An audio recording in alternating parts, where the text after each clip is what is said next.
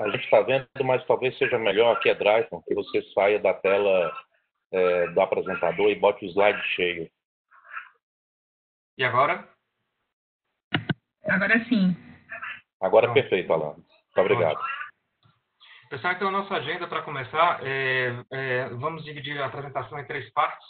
A primeira parte será sobre a via de transmissão do SARS-CoV-2, o que a gente sabe, o que a gente supõe, o que a gente não sabe e qual é a minha opinião em relação a isso. A segunda parte é sobre EPI, e com foco nos EPRs, que são os equipamentos de proteção respiratória. Não dá para falar de todos os EPIs, infelizmente. Também eu não sou engenheiro do trabalho, né? Sou infectologista.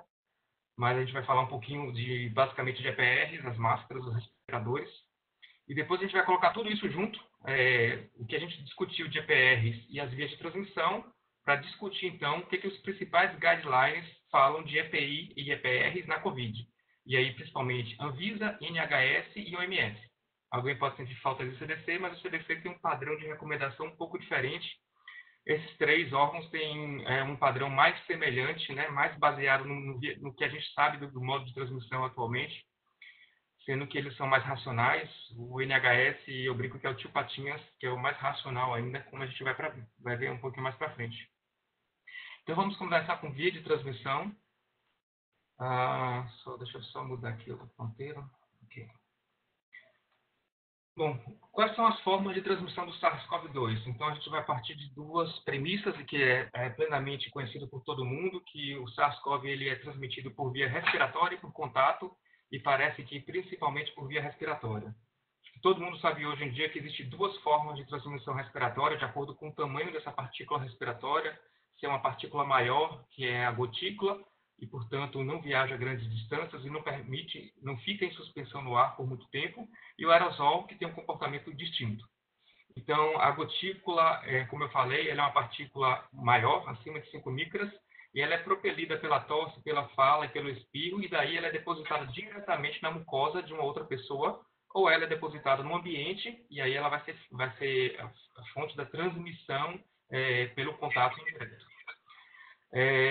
Maior parte dessas gotículas, então, como eu falei, elas não viajam a grande distância. Uma distância clássica são os 3 pés, né, na literatura americana, que equivale a 1 metro, mas de um tempo para cá, já de um bom tempo, já se fala em 6 pés, que dá aí quase 2 metros, 1,80 m, mais ou menos.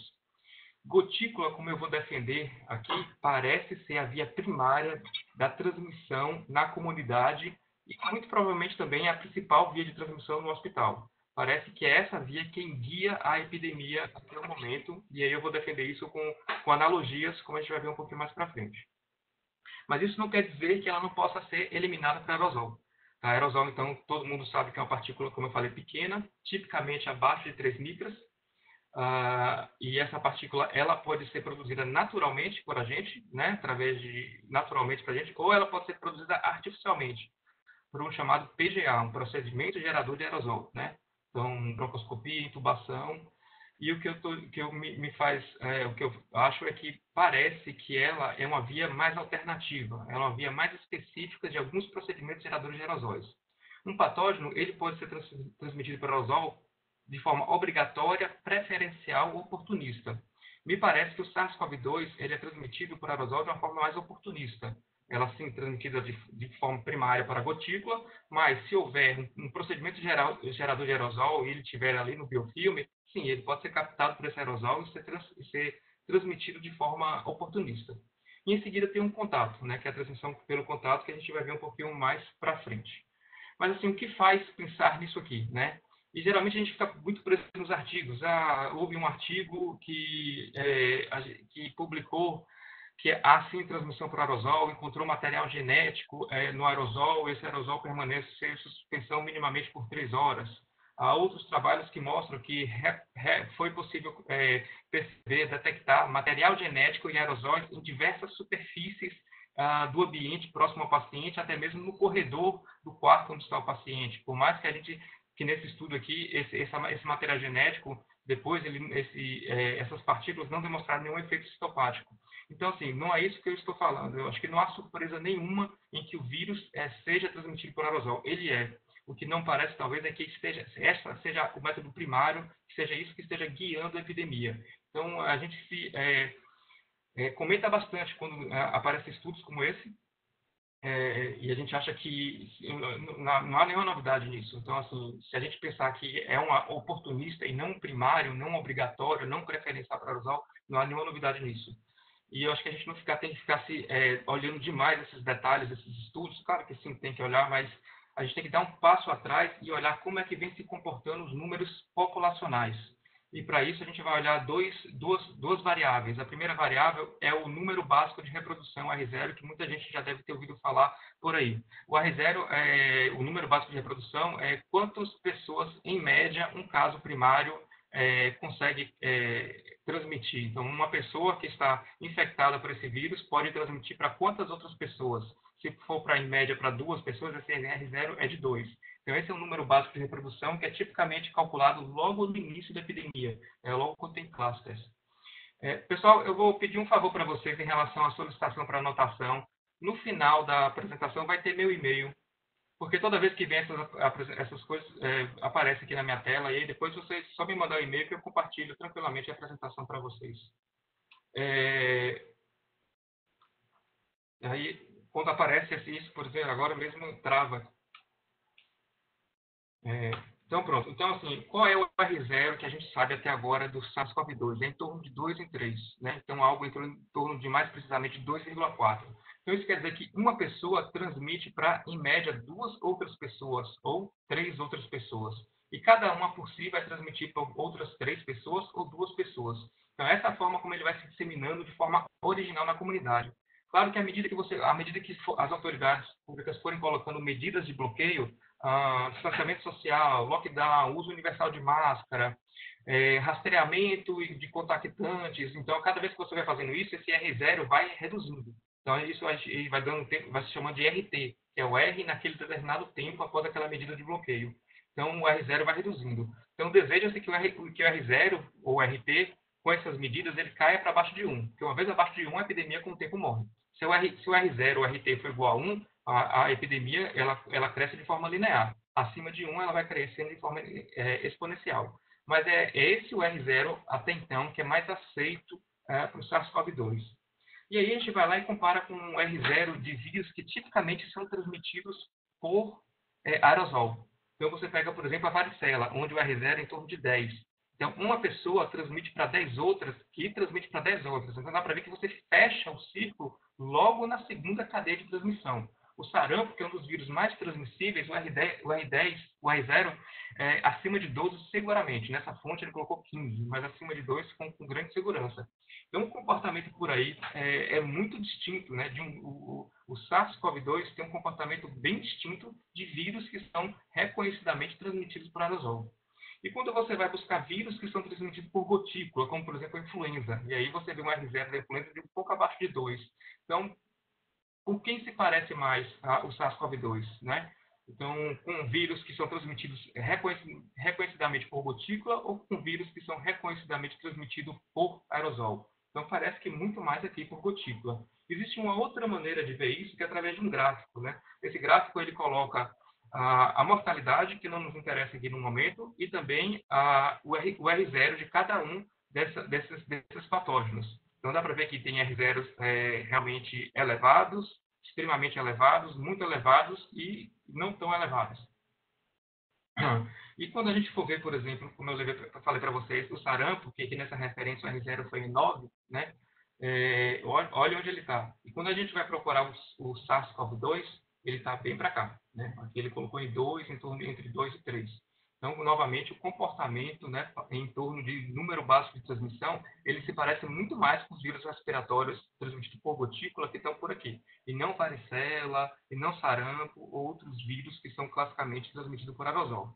Então, essa é a primeira variável que me faz pensar que é mais um mecanismo por gotícula. E qual é a segunda variável? A segunda variável é a taxa de ataque secundário. Né? Então, qual é o percentual de pessoas, de contactantes, que adoecem ao entrar em contato com aquele caso primário? Então, nesse estudo americano, de pessoas que viajaram e voltaram da China, eles monitorizaram ativamente 145 contactantes. E a taxa de ataque secundário dos contactantes domiciliares foi de 10,5%. Ou seja, é um número relativamente baixo, como a gente vai ver um pouco mais para frente. um intervalo de confiança muito amplo, né? Para a gente pensar, poxa, mas é 10%, mas ele pode chegar até 30%, né? Já que a amostra foi pequena. Mas aí os chineses fizeram um estudo muito maior, né? Com quase 5 mil contactantes próximos. E a taxa de ataque secundário foi de 10,2%. Ou seja, realmente invalidando o número americano. Então, a taxa de ataque secundário é de 10%. Então, cada caso primário causa doença em 10% dos seus contactantes domiciliares. E quando a gente vai para o sarampo, essa taxa de ataque secundário é 90%. Na varicela também não é muito diferente disso. Então, perceba a diferença entre vírus transmitido por gotícula e vírus com comportamento reconhecidamente transmitido por aerosol. Então, é isso que faz crer que isso parece ser o mecanismo que guia a epidemia. Mas, poxa, essa epidemia que está tão ruim, com mais de 3 milhões de casos, é só a gotícula? Bom, se fosse aerosol, seria muito pior. Provavelmente seria muito pior. Se a pessoa tossisse, uma tosse mais forte, e que conseguisse lançar aerosol, e esse aerosol ficasse lá disperso por 3 horas no vagão do trem, muito provavelmente seria muito pior os números que a gente tem atualmente. E a outro meio, que é o meio mais secundário, é o contato, que é através do contato direto ou indireto, né? O contato direto com o paciente ou o contato indireto com a superfície que o paciente contaminou. A gente sabe, muita gente já conhece essa tabela, esse estudo que mostra, que faz a revisão, né, de quanto tempo o SARS-CoV-2 pode permanecer na superfície. Esse número, esse valor, depende muito de parâmetros como temperatura, como umidade, como tipo de superfície, mas nessa revisão aqui variou de 2 horas até 9 dias.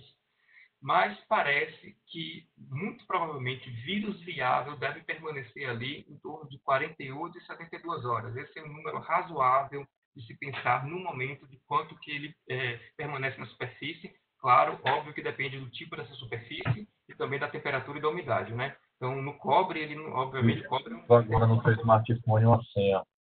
Autoriza aí de eu entrar com autorização para ver se eu entro no Google pelo computador.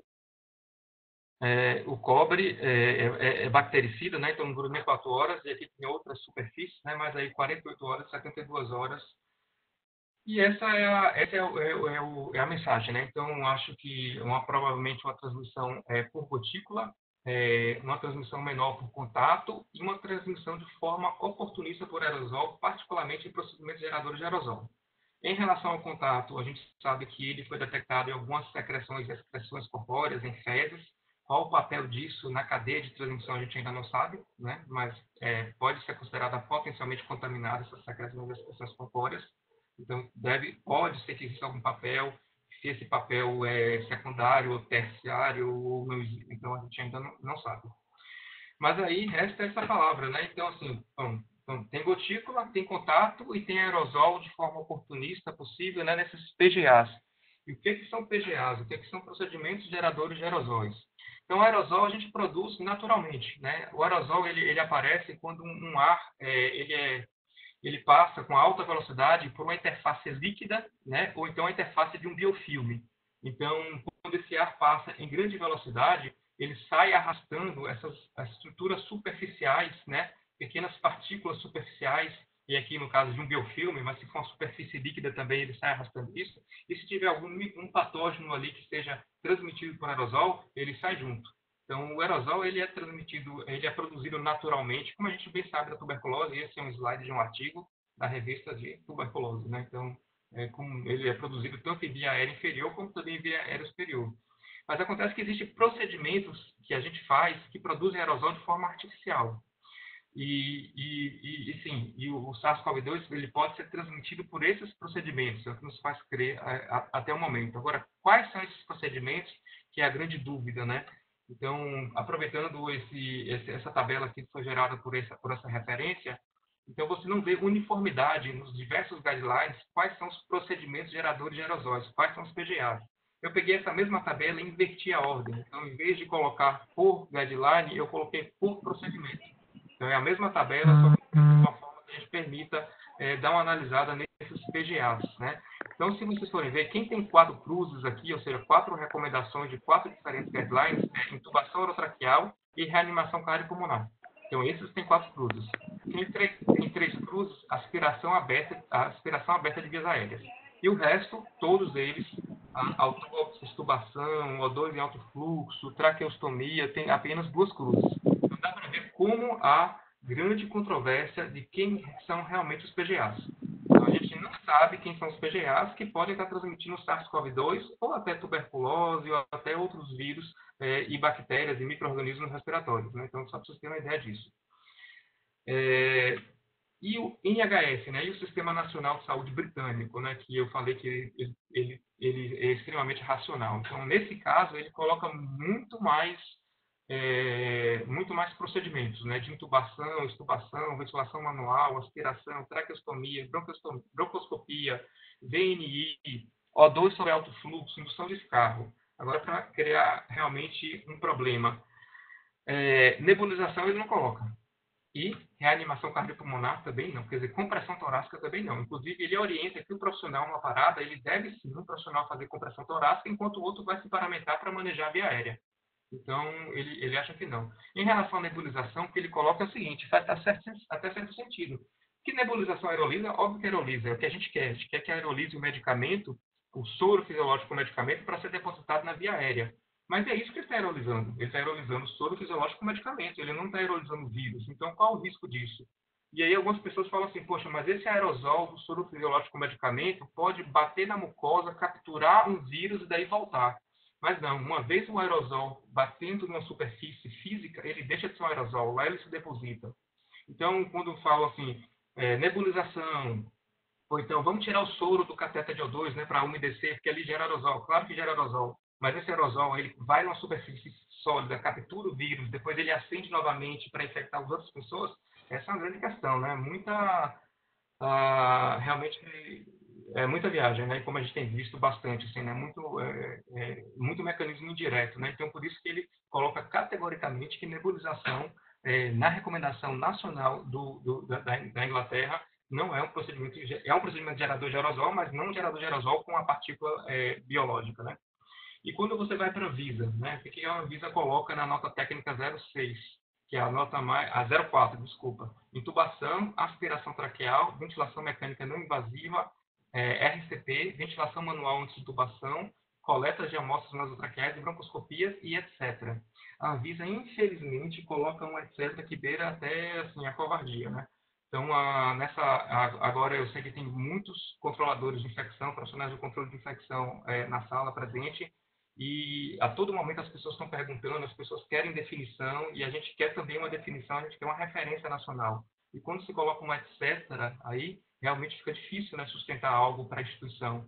E é tudo que a gente não precisa de etc., a gente precisa de um posicionamento, por mais que ele seja duvidoso, mas que pegue a literatura que existe, que pegue a plausibilidade que existe e faça como o NHS, por exemplo, e assuma o risco, né?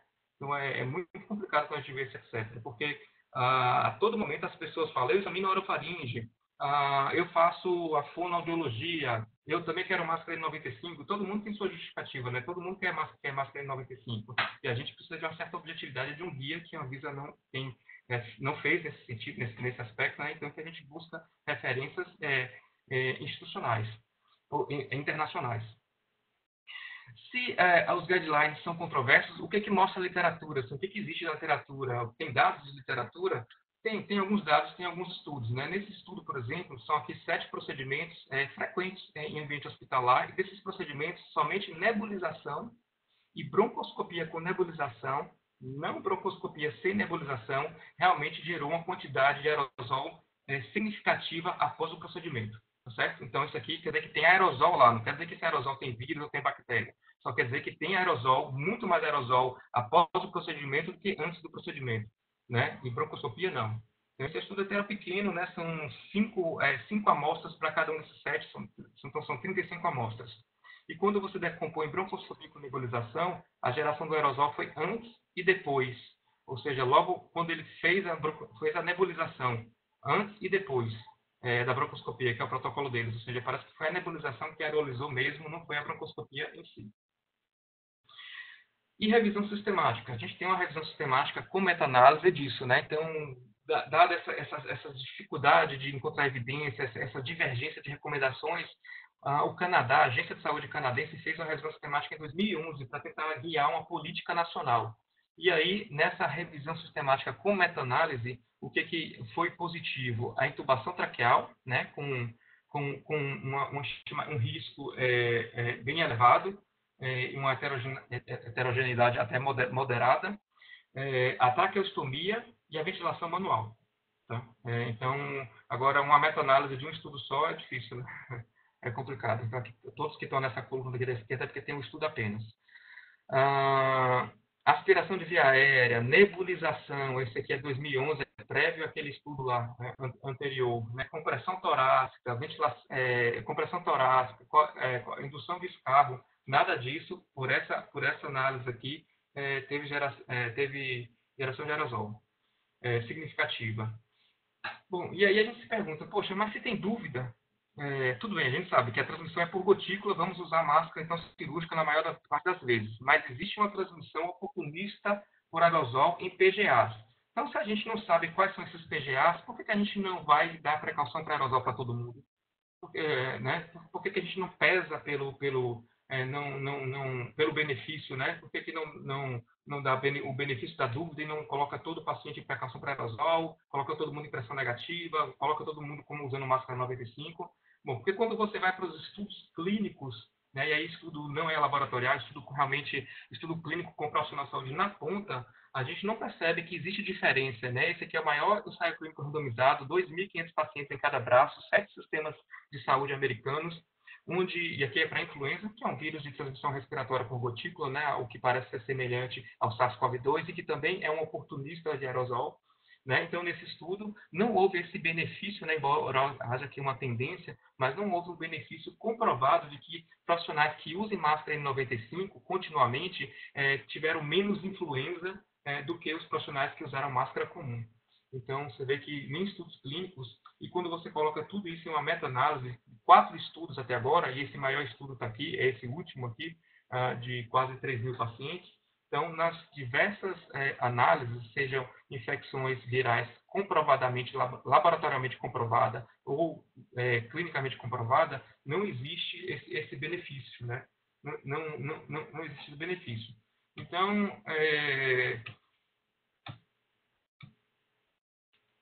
Então, assim, por mais que a gente pense assim, poxa, deveria dar o benefício da dúvida, já que a gente não sabe o que é PGA e colocar todo mundo em precaução para aerosol, mas veja, você vai ter um custo maior com insumos, você precisa ter um custo maior com controle ambiental, já que precaução para aerosol quer dizer um quarto privativo com porta fechada, pressão negativa, 12 trocas de ar por hora, para quem tem estrutura para isso, né? Então precisa de mais espaço físico, e a gente sabe o quão é difícil usar N95. Quem está usando N95 de forma contínua aí, né? O plano de contingência, como nós estamos usando, sabe o quão difícil é. E quanto isso reduz a adesão a isso. Né? Então, é por isso que o que a gente precisa fazer não é colocar todo mundo em precaução para aerosol, não é usar máscara 95 para todo mundo. O que a gente precisa fazer é determinar quais são, de fato, os PGAs. Né? Então, assim, quais são, de fato, os PGAs para que esse paciente, para aquele PGA, eu coloque a máscara em 95. Para o paciente que não faz aquele PGA, ele não precisa de precaução para aerosol, ele fica com precaução para gotícula. Mas a literatura é duvidosa, os guidelines são duvidosos. O que eu faço? Bom, use o que tem de evidência, coloque um guideline, use o que tem plausibilidade biológica e construa o protocolo institucional. Esse é o nosso protocolo institucional, esse é o protocolo de EPI, e dentro desse protocolo de EPI a gente coloca o que a gente considera PGA. Está em letras pequenas, que é para ninguém ler mesmo, é porque cada um faça o seu protocolo conforme houver disponibilidade do seu serviço, conforme for o guideline que você siga e conforme for os estudos que você ache mais confiável e a plausibilidade biológica de tudo isso. Então, uma sugestão aqui. Existe, então, uma transmissão predominante por gotícula e por contato, e por isso eu vou direcionar meus controles de engenharia e meus controles administrativos para esse tipo de paciente, para esse tipo de transmissão. E os EPIs, idem, né? Então, a precaução para contato e a precaução para gotícula. Acontece que, para determinados PGAs, e aí cabe à instituição, frente a uma falta de determinação dos guidelines ou uma incongruência das recomendações, a instituição define quais são seus PGAs. Então, para esses PGAs, aí a transmissão é para aerosol, então eu vou direcionar meus controles administrativos de engenharia para isso e vou usar o EPI para isso, um respirador e talvez, a depender, quem sabe, um avental impermeável. Então, isso é para a gente finalizar um pouco, né, finalizar essa primeira etapa, que é o mecanismo de transmissão, e já entrando um pouco em modelos de prevenção do SARS-CoV-2 no ambiente hospitalar, e aí a gente entra na segunda parte, que é equipamento de proteção individual. E para mim, eu acho que esse é o slide mais importante. Assim, parece ser secundário, mas é o mais importante da apresentação. Essa é a hierarquia de controle de exposição. Esse é o modelo usado pelo CDC, pelo NHS, é um modelo amplamente divulgado, muita gente já deve conhecer. É claro que em ambiente de saúde a gente não pode fazer isso. A gente não pode eliminar nem substituir pacientes. Né? Claro que, acho que Ricardo Salles está aí, Romito está aí, se eles quiserem, eles podem fazer uma pneumectomia num paciente com tuberculose e pronto, acabou. Você eliminou a tuberculose, não tem mais como transmitir, não tem mais como expor ninguém. Mas, classicamente, no ambiente de saúde, a gente não pode fazer isso aqui. Não elimina nem substitui. Mas a gente faz esses três aqui. E aí perceba, onde está a EPI? EPI está lá na pontinha com uma estratégia menos efetiva. Então, controles de engenharia e controles administrativos são muito mais efetivos na prevenção da transmissão no ambiente hospitalar do que o EPI. Agora, diga para a gente, controladores de infecção que estão aí, qual é o tempo gasto para a gente para ficar discutindo, rediscutindo e convencendo e lendo e estudando em relação à EPI? É praticamente boa parte do tempo, né? E a gente está muito pouco dedicado a controles de engenharia, a controles administrativos, né? Então, aqui é planejando barreiras físicas, planejando os fluxos, exigindo pressão negativa, reversão de pressão positiva para pressão negativa no caso de um centro cirúrgico. Controles administrativos são treinamentos, protocolos, telemedicina, né? Então, a forma como eles colocam, mudar a forma como as pessoas trabalham, né? E aí vem o EPI como a última barreira de segurança, né? Essa é a última barreira de segurança. E o que é um EPI? Né? Então, existe uma norma, a NR6, que é uma norma bem antiga, da década de 70, mas que vem sendo sempre revisada, a última revisão em 2018. E, então, o EPI, por norma, é todo um dispositivo ou produto de uso individual utilizado pelo trabalhador destinado à proteção de riscos suscetíveis de ameaçar a segurança e a saúde no trabalho. Então, a definição por norma. Todo EPI tem que ter um CA, né, que é o Certificado de Aprovação, que é emitido pelo MTE. Né? Então, é obrigatório que ele tenha e e esse CA é que certifica que aquele EPI está conforme as normas e cabe a gente, sempre antes de adquirir um EPI, saber que esse CA está conforme. Né? Então, existe um site, né, para facilitar de consulta CA, onde a gente coloca aqui, eu coloquei um CA, por exemplo, de um respirador PFF2 e aparece válido e aí embaixo tem todas as especificações técnicas, né, desse PFF2. E aí, nessa mesma norma, na norma 6, tem um apêndice, onde ele vai lá e especifica quais são os EPIs existentes.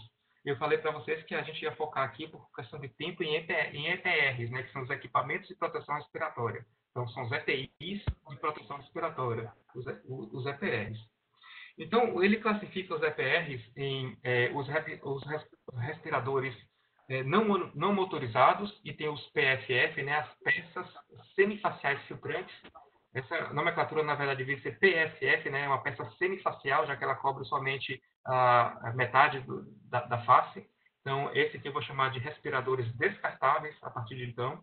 Existem os respiradores com peças, com filtros substituíveis, e elas podem ter uma peça semifacial, uma peça facial. Esse aqui a gente vê gente usando no hospital, geralmente pessoas que usam frequentemente, né? E esse filtro requer manutenção. E existem os respiradores que são os motorizados, que a gente não usa muito aqui, né, no ambientes hospitalares. Nos Estados Unidos eles usam muito não, mas eles usam PAPR, por exemplo, para profissionais de saúde que têm barba e não querem cheirar barba durante sua assistência à saúde, né, o PAPR, mas ele é caro.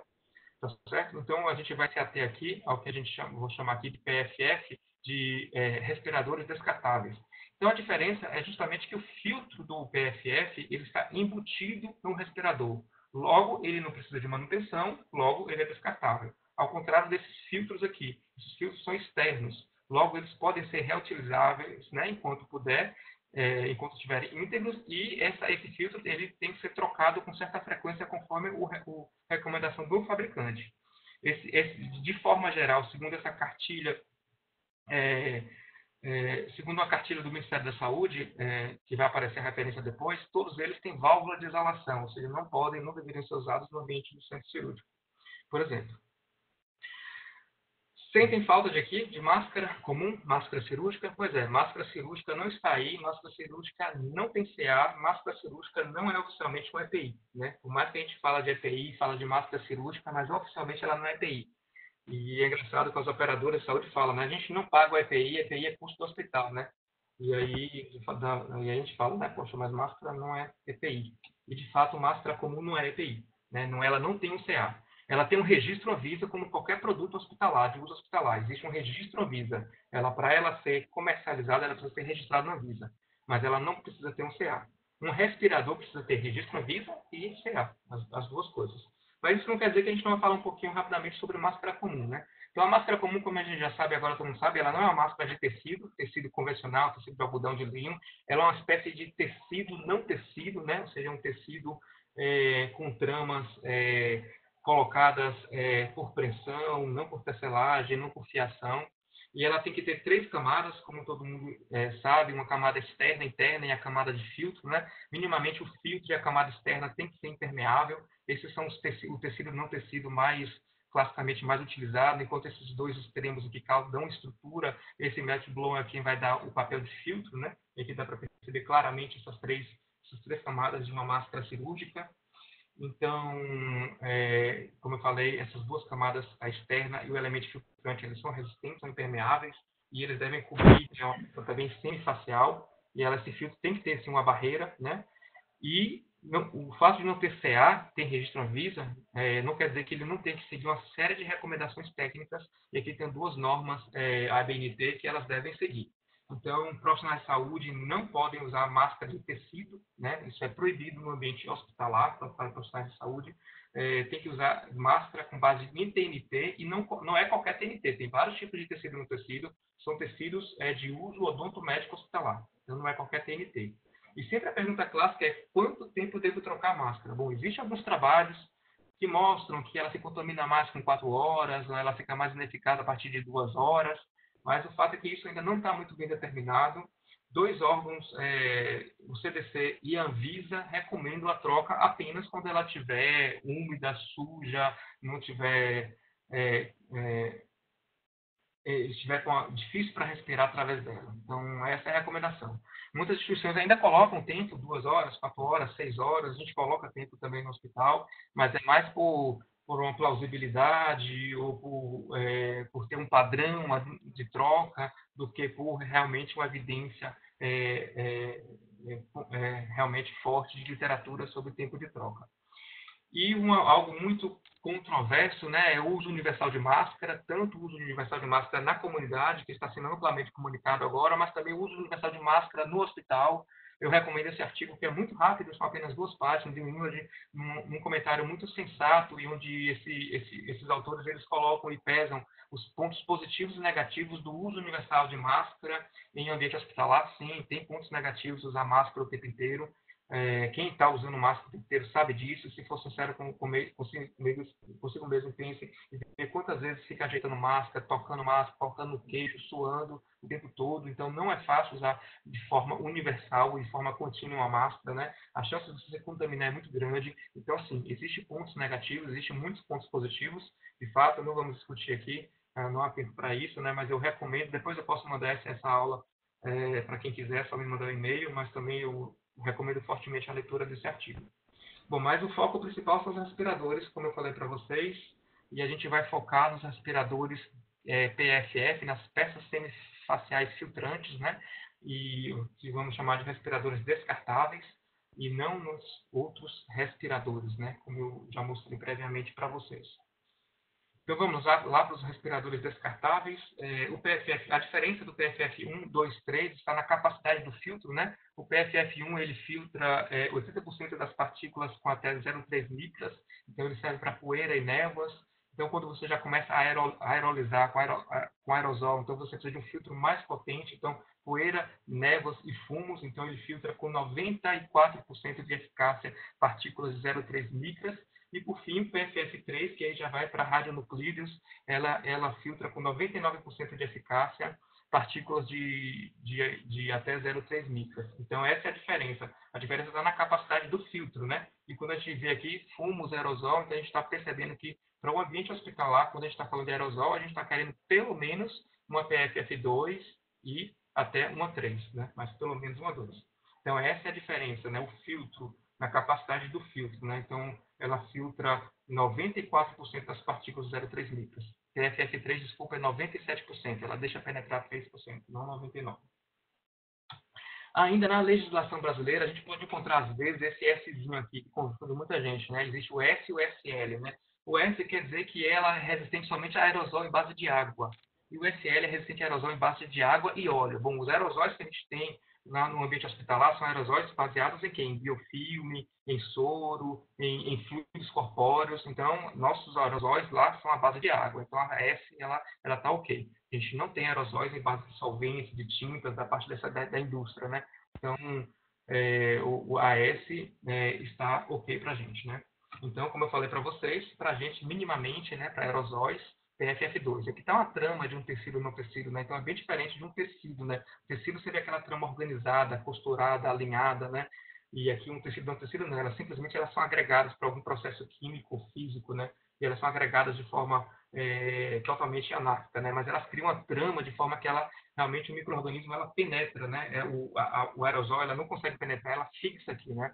E a gente pensa assim, quanto menor a partícula, pior, né? Mais difícil de filtrar. Na verdade, os extremos não são tão difíceis, né? As partículas muito grandes, obviamente, elas ficam fáceis aqui. As partículas muito pequenas, elas têm aqueles movimentos brownianos, né? Aquele movimento anárquico, né? Então, como ela movimenta muito, ela é fácil, também fica fácil no filtro. O problema são aquelas partículas ali intermediárias. Essas são as partículas que elas não são tão grandes, como a gotícula, mas elas também não são tão pequenas para ter um movimento browniano anárquico, né? Ter um movimento mais linear, então muitas delas conseguem passar por aqui.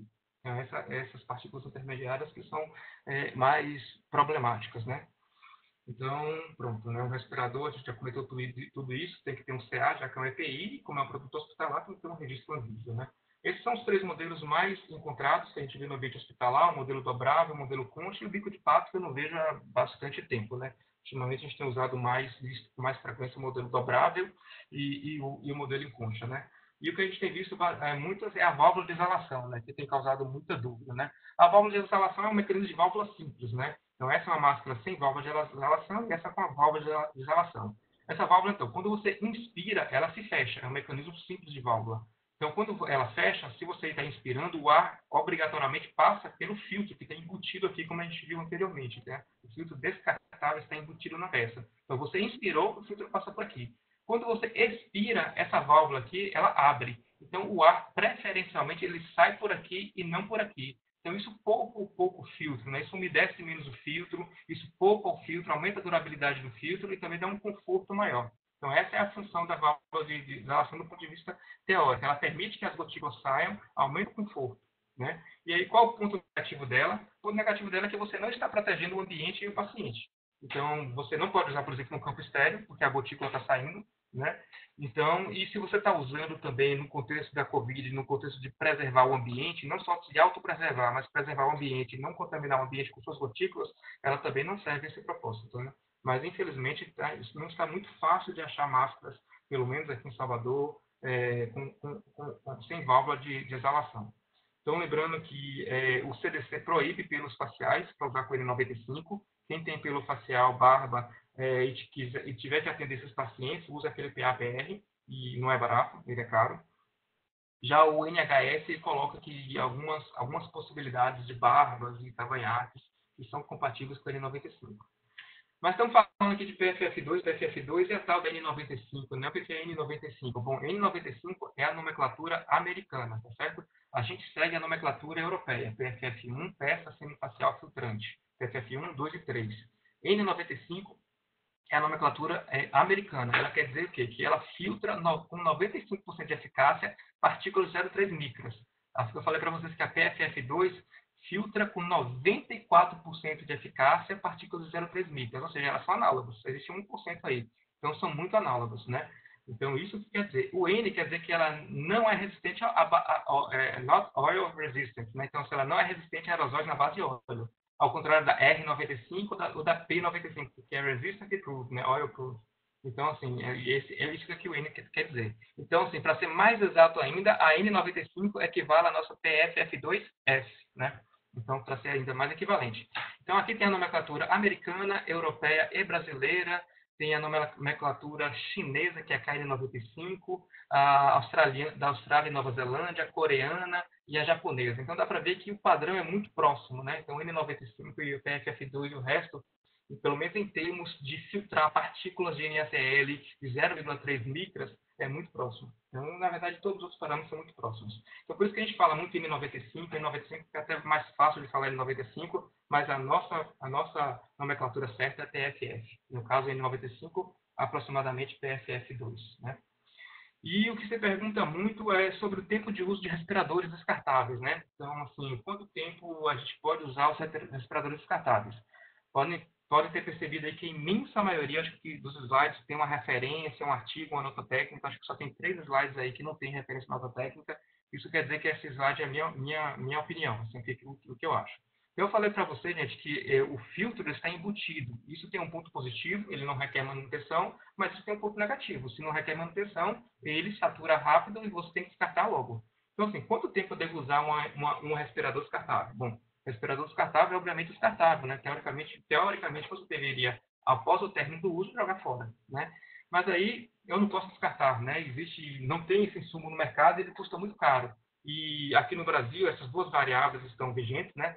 Tá difícil de achar e é muito caro, mas mesmo na condição normal, ele é muito caro para o nosso padrão, né? Então, enquanto uma máscara comum custa 10 centavos em episódios normais, não Covid, situações normais, esse custa muito acima disso, né? Então, ele é muito caro, então sempre a gente reutiliza ele, né? Ou faz um uso estendido do PFF2 no Brasil, independe de COVID. Agora, mais ainda, porque além de estar muito mais caro, chegando a 6, 7 reais cada peça, além de estar muito mais caro, ele está difícil de achar. Então, só não posso descartar, bom, uma coisa que, assim, não é o caso do hospital, mas se eu usar apenas para agente físico, teoricamente isso não está muito ruim, né? Então, assim, eu sou um trabalhador da indústria, né? Eu só trabalho com exposição a agente físico, né? Então, não tem problema. Enquanto aquela máscara estiver ok, está dentro do tempo do prazo de validade do fabricante, ela está íntegra, não está suja, não está molhada, está vedando bem, eu acho que, pelo menos, menos mal. Agora, e aí a gente começa numa situação intermediária. Mas a gente, no ambiente hospitalar, a gente não usa com esse propósito, né? Nosso propósito não é agressão física. O nosso propósito é uma, entre aspas, agressão biológica, né? E aí tem patógenos que têm transmissão aérea exclusiva, como, por exemplo, tuberculose. E nesse caso, não é um caso tão confortável como esse, mas é um caso menos mal, né? Então, como funciona isso aqui? Quando você inspira um ar, por exemplo, com a Mycobacteria tuberculose, ela penetra a camada externa e fica fixada aqui nessa trama do filtro. E aqui ela fica imóvel. Muito provavelmente aquele movimento seu de inspiração e expiração, muito provavelmente ele não é o suficiente para desalojar essa micobactéria. Aí ela vai ficar, ela não é transmitida pelo contato. Então, assim, isso faz supor que menos mal você reaproveitar essa máscara, menos mal você, ao final do atendimento ao paciente, colocar, condicioná-la de forma adequada e usar depois, posteriormente. Menos mal. Agora, uma situação pior são para patógenos como o SARS-CoV-2, onde a transmissão é aérea e por contato. Então, você tem o risco de, durante a sua atividade assistencial, você contaminar aquela máscara, pegar sem querer. Na hora de tirar aquela máscara e colocar no saco, você pode contaminar de novo. E na hora de tirar aquele saquinho para colocar para o próximo paciente, se contaminar de novo. Então, essa aqui é uma coisa que a gente não deveria fazer, nem mesmo em épocas não Covid. Mas que a gente faz por questões estritamente econômicas, e agora a gente está fazendo por questões econômicas e por questões de escassez. Então, essa é a minha opinião do que deveria ser o mundo ideal, o que pode até ser aceitável. A gente já faz isso com tuberculose há muito tempo, mas o que a gente faz, mas tem que pensar muito que a gente faz mais por uma contingência, não por um mundo ideal. Então, nesse cenário onde a gente tem poucos EPIs, poucos respiradores disponíveis no mercado, e os que tem estão muito caros, nos faz pensar em contingência, né? O que a gente vai fazer? E a gente pode fazer um uso estendido, né, dessa máscara, ou seja, usar durante todo um turno de trabalho. Aí isso chama-se uso estendido. Então, eu saio de um paciente, eu estou no mesmo ambiente, né, na mesma área, na mesma unidade, e aí eu vou para um outro paciente e usando a mesma máscara. Então, eu não preciso tirar entre um paciente e outro, porque eu estou na mesma unidade. Esse é um uso estendido, que é uma possibilidade no plano de contingência. A outra coisa é o reuso. No reuso é diferente. Então, eu saio do paciente, tiro, guardo a máscara, vou para um próximo paciente no dia seguinte ou no mesmo dia numa unidade diferente, tiro a máscara da onde eu acondicionei e coloco de novo. Então, o reuso quer dizer isso, você retirar a máscara, armazenar e recolocar de volta. Esse que é o mais complicado, ainda mais quando o micro-organismo for transmitido por contato, como a gente viu aí. E isso requer que a gente pense assim, poxa, mas eu vou reusar para sempre ou eu vou estabelecer um protocolo de número de reuso, né? O CDC, ele coloca o protocolo ele sugere 5 reusos máximos, ou então a alternância dos respiradores, né? O que é isso, né? Então, assim, segunda-feira você usa um, e aí ao término do seu turno você vai lá e coloca guardado em um saco e escreve segunda-feira. Terça-feira você pega um novo e faz a mesma coisa. Quarta-feira a mesma coisa. E aí na segunda-feira seguinte você vai abrir o respirador da segunda-feira. Então ele permite que você faça isso, né? Esse alternância de respirador. O NIOSH, que é o órgão americano de saúde ocupacional, ele diz que não é possível determinar número seguro de reuso e ainda continua recomendando descartar para aqueles patógenos que exigem precaução de contato. Gente, isso aqui, a NIOSH, é ligado ao CDC. Então, se até eles fazem recomendações divergentes, então, opa, menos mal, né? Então, esse órgão está ligado ao CDC. A CESAB, em uma nota técnica recente, sugere 7 dias, o reuso por até 7 dias. E a Anvisa, na sua nota técnica 04, que foi 31 de março, foi quando ela fez a última revisão em relação a esse assunto, ela coloca que deve ser conforme o protocolo institucional. Além de uso estendido e reuso, uma outra possibilidade é reprocessamento. Né? Então, é você reprocessar o que a gente vem falando agora, ou seja, você esterilizar, fazer a desinfecção da máscara. Né? É outra coisa que tem que ser conversado, mas não tem nada oficial ainda. Agora, lembrar de que para o reuso, a gente está independente se a gente coloca um reuso de 7 dias, mas se antes, no terceiro, no quarto dia, se ela não está em condições, né, de utilizar, então você não pode usar, você tem que pegar uma nova, né? Existe uma mínima condição física, né, e visual de você ter que descartar aquela máscara mesmo no tempo de reuso. Aqui está a minha máscarazinha armazenada do dia 23 de março. Todo mundo sabe como é difícil esse processo de tirar, armazenar, depois tirar do armazenamento e colocar de novo sem se contaminar. Não é nada fácil, né? E em relação à embalagem, é um vai e vem, né? Em relação à embalagem, é um vai e vem. Nessa nota técnica da Anvisa, ele não recomendava o uso de papel e depois foi revisado, e hoje já é aceitável que você possa usar saco, envelope de papel, embalagem plástica ou outro material, desde que não seja hermeticamente fechado. Por isso que aqui tem uns furinhos, né, feitos para que não seja hermeticamente fechado. Mas existe essa controvérsia aí se é melhor usar o papel, porque o papel absorve mais umidade, o plástico absorve umidade, cria umidade com a condição aqui até de proliferação de micro-organismos, então existe isso. Houve uma limitação na nota técnica inicial, mas depois ela foi revisada e ela liberou plástico. Reprocessamento não é o tema aqui, mas quem quiser se aprofundar, eu recomendo o CDC e esse site aqui, que é um site especificamente sobre reprocessamento de máscara em 95. Bom, e aí o que a gente pode fazer, gente? Falar um pouquinho sobre reuso, né? Como é que a gente pode fazer isso? Né? A gente pode imaginar como se fosse uma balança, né? Se você quer risco mínimo, você assume o custo máximo. Então você vai usar a máscara somente uma vez.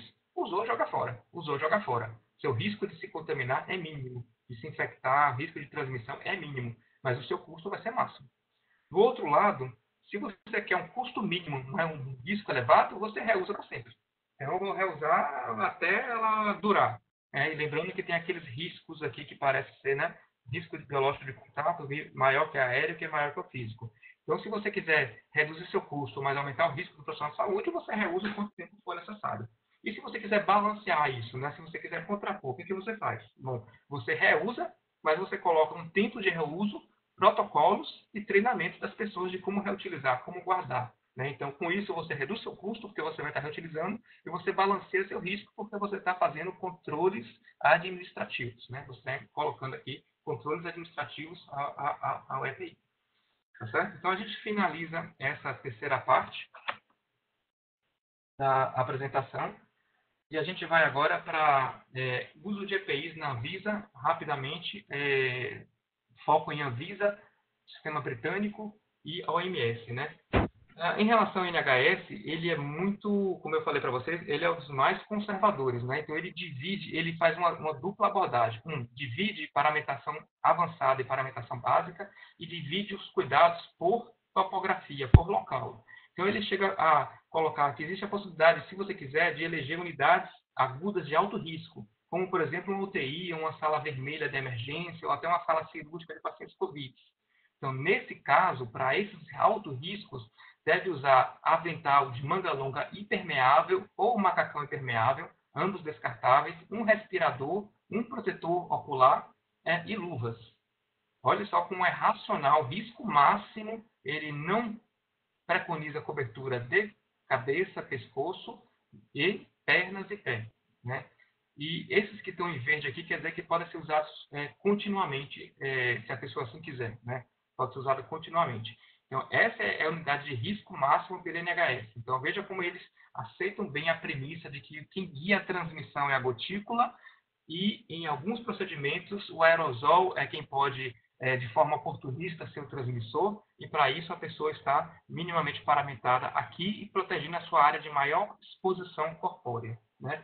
Do outro lado, existem as áreas que são de menor risco, né? E aí ele usa continuamente uma máscara, que é uma máscara e não respirador, e quando ele tiver contato com o paciente, ele usa avental, luvas e proteção ocular apenas. E veja que é aceitável lá avental não manga longa, onde há exposição de braços. Isso é clássico no Reino Unido, eles usam uma política de nada abaixo dos cotovelos, né? Eles preferem muito mais uns membros superiores nus, né? Sem nada, mas que são facilmente inspecionados e identificados. Então, uma manga longa suja e podre, não proteger. Então, eles confiam muito na. A mesma coisa para a unidade de emergência no COVID, uma paramentação bem básica, é o que o NHS recomenda, e na sala de procedimento cirúrgico também.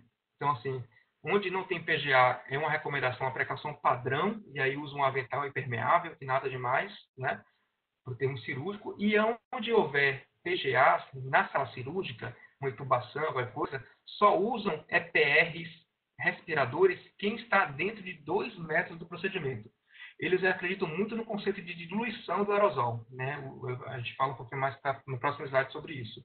Então, veja como são bem conservadores o NHS, e por mais assim que eles são muito consistentes e muito objetivos, tem poucas, assim, eu acho que eu só encontrei uma incongruência assim, nesse guideline. Eles são muito objetivos e colocam de forma muito congruente, né? Então, é a política e eles seguem essa política, né? Em relação aos controles administrativos e de engenharia, na sala cirúrgica, eles recomendam que pode ter fluxo convencional ou fluxo laminar. Agora, ele recomenda que esteja funcionando a plena, justamente para aquele de diluir aerosol. E é ao contrário aqui da recomendação da nota técnica 06, a nova nota técnica da Anvisa, né? Que ela diz que se você não consegue colocar a pressão negativa, inverter a pressão positiva da sala cirúrgica para a pressão negativa, você deveria desligar o sistema de ar-condicionado. Imagina o que você não está criando lá de risco para os profissionais. Aqueles pensam ao contrário, né? Você intubou, gerou aerosol, esse aerosol é lavado e diluído no ar, né? Na corrente do ar, né? E eles acreditam muito no conceito de diluição, né? Obviamente, ele espalha para os outros ambientes, mas ele espalha de uma forma diluída. É uma forma de pensar. Então, indução, anestésica, recuperação na sala cirúrgica, reprocessamento de materiais de desinfecção de superfície padrão.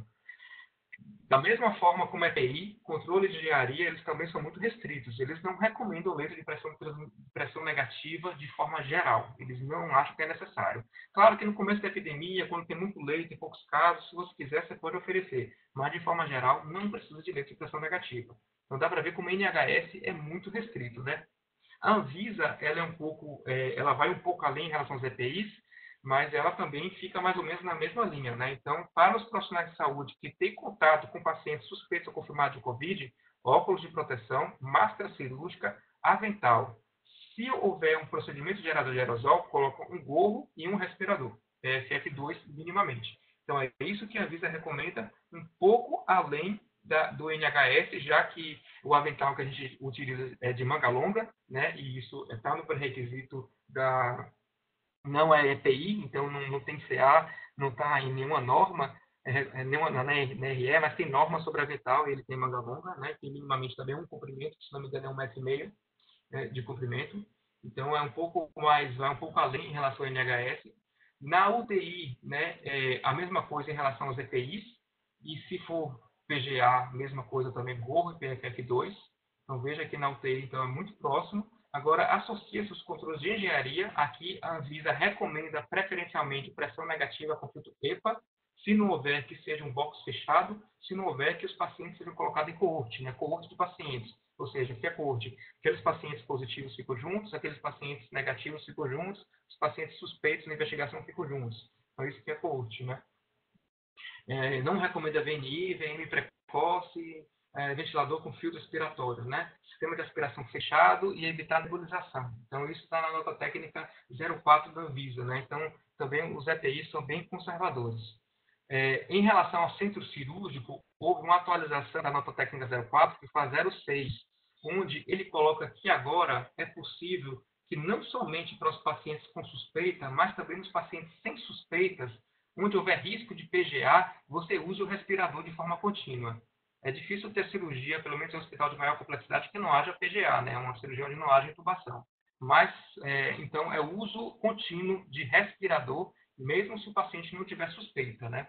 Então, é isso que recomenda a Anvisa.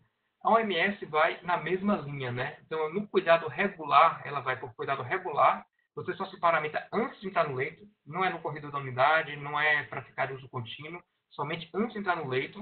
E esse leito, essa unidade tem que ter essa ventilação mínima. Os pacientes têm que estar em quarto separado ou em coorte, né? Existe também coorte de profissionais de saúde, ou seja, aquela equipe só cuida de pacientes COVID, aquela equipe só cuida de pacientes com COVID. E aí você usa máscara, óculos ou protetor facial, avental de manga longa não estéreo, luvas, e não precisa de bota nem macacão. Veja que o OMS e a Anvisa são muito alinhados, e são um pouquinho além do NHS, né? E são diferentes do CDC.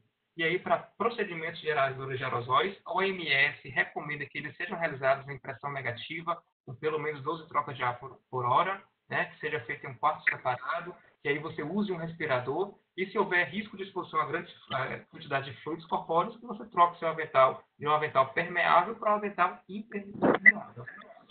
Então, existe algumas divergências, né, nos guidelines também. Isso reflete muita divergência e muito pouco dado que tem na literatura, né? Tem muito pouco estudo sobre isso, né? E, por exemplo, só para falar para vocês, aqui tem um estudo de apenas 50, um estudo experimental de 50 amostras, onde eles comparam um tipo de paramentação mais básica, e dá para ver aqui, com um tipo de paramentação mais avançada, né? Na verdade, é essa com essa. E essa aqui é a parte interna dessa. É uma super paramentação, na verdade. E aí ele mostra que quem usou essa paramentação avançada teve menos exposição, né, a esse marcador fluorescente do que quem usou a paramentação básica, né? Mas são estudos, como eu disse assim, experimentais, não é na prática do dia a dia, e é difícil dizer aqui o que teria de partícula biológica aqui de fato, né? E para quem quiser se aprofundar mais no tema, tem uma revisão da Cochrane, uma revisão sistemática que foi lançada agora para EPIs, em relação a EPIs. Ela é extensa, ela tem mais de 150 páginas, mas parece que é um negócio imenso, mas na verdade só tem 24 estudos, e comparando tipos de EPI, só tem 8 estudos, e na verdade toda a conclusão é praticamente tirada baseada nesse estudo de cá. Então, na verdade, se você ler esse estudo de cá, praticamente você está lendo essa parte aqui da Cochrane, né? E aí a gente não tem tempo para parar sobre isso, para falar individualmente sobre isso, né? A gente vai finalizando, então, só para o que a gente fez lá no Hospital Cardiopulmonar, tá? A gente acabou por fazer fluxos diferentes na emergência, né? Então, fluxo para paciente COVID, suspeita de COVID e não suspeita de COVID, então tentar separar o máximo possível e evitar cruzamentos, embora é possível que isso aconteça. A gente colocou uma unidade aberta de pacientes COVID e mesmo essa unidade aberta só de pacientes COVID e suspeita de COVID, ela é dividida em zonas, né? Então, uma zona amarela, verde e vermelha, conforme ela seja paciente sob investigação, paciente negativo em quarentena e paciente positivo. A gente criou também, obviamente, não é possível ter um centro cirúrgico hemodinâmico para COVID, mas foi possível reservar uma sala cirúrgica e criar fluxos para a hemodinâmica e para o centro cirúrgico, dividindo as áreas, e criar também o UTI COVID. Foi isso que a gente fez lá. Em relação à paramentação, a gente criou, então, 2 tipos de paramentação, básica e avançada. sendo que a avançada é reservada para a unidade crítica, que é a unidade de UTI, né? E aí, a partir daí, tendo uma unidade crítica de pacientes agudos, onde não existe um controle de engenharia, os leitos lá são abertos, não são pressão negativas, então a gente optou por fazer um bando de controle de tráfego, né? Onde a gente divide as áreas conforme o risco de exposição em verde, amarela e vermelha, e aí a gente resolveu, então, restringir o acesso na UTI, obviamente, a gente resolveu ir para a paramentação avançada, né? Então, até além do que mostra os 3 guidelines que a gente mostrou nessa unidade, a gente fez restrição de acesso, a gente criou, então, as zonas de paramentação e desparamentação, com toda a estrutura necessária para uma paramentação adequada, com espelho, com passo a passo aqui descrito, além de treinamento e vídeos, né, que estão disponíveis no YouTube, a solução alcoólica, a sinalização horizontal para delimitar esse fluxo. Certo? Então, a gente optou por, na unidade crítica de pacientes agudos, onde não existe controle de engenharia, ou seja, os leitos são abertos, não há uma troca de ar suficiente nem pressão negativa, a gente resolveu ir para o pacote completo de EPIs e de bando de controle de tráfego, né? Foi uma opção institucional, que não é errado nem é certo, é apenas a decisão que a gente resolveu com os recursos que a gente tem no momento e a capacidade que a gente tem no momento. Não quer dizer que seja certo, não quer dizer que seja errado. E aí, concluindo, gente, temos um novo vírus, em uma pandemia, onde há lacunas de conhecimento, então a gente percebe muito, e os controladores de infecção aí na sala podem realmente confirmar, que há uma grande redução na tolerância do risco pela profissional de saúde e até mesmo uma percepção irracional do risco. A gente vê isso demais, as pessoas acham que eu brinco, né, que é um vírus radioativo ou um vírus comedor de carne, né? Parece que qualquer coisa a pessoa vai pegar e não é bem assim. Inspira muito cuidado, mas também não é bem assim. Então, realmente, são momentos difíceis, né? A gente precisa realmente fechar esse mecanismo de transmissão respirada do SARS-CoV-2, ver se aquelas premissas que eu apresentei para vocês estão certas, né? Gotícula, contato, oportunista, aerosol, se é isso mesmo. E uma vez sendo isso, quem são os PGAs de fato? Quais são os PGAs? Ponto final. E aí integrar esses 2 conhecimentos acima aos controles de engenharia disponíveis para sugerir os EPIs corretos. A minha sugestão é que, rapidamente, se faça uma pergunta, né, no hospital, tem circulação na comunitária do SARS-CoV, da Covid, tem uma elevada incidência? Se a resposta é não, aquele paciente tem suspeita de Covid? Se a resposta não, é precaução padrão.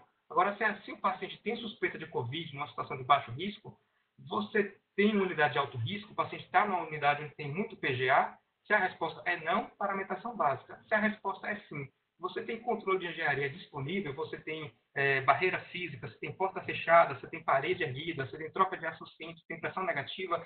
Se a resposta não, talvez uma paramentação avançada contínua. Se a resposta é sim, e aí você poderia ir, você tem alguma coisa ou você não tem nada, e aí você pode surgir algo misto, né? Eu imagino que isso é muito básico, e acho que imagino que em tempos normais, isso já teria sido construído, né? Mas a gente não vive em tempos normais, né? Infelizmente, né? Então, é uma sugestão que eu faço que se construa algo do tipo, né? A gente precisa muito disso, né? A gente precisa dessa integração de EPIs com disponibilidade de controle de engenharia para que a gente pode mesclar e aí daí ter algo racional em relação a EPIs. Isso a gente não tem, né? Se você ver os guidelines, eles falam assim, ó, recomendamos para PGA tal EPI e tal controle de engenharia. E aí você fica, poxa, mas eu não tenho esse controle de engenharia, o que eu faço agora?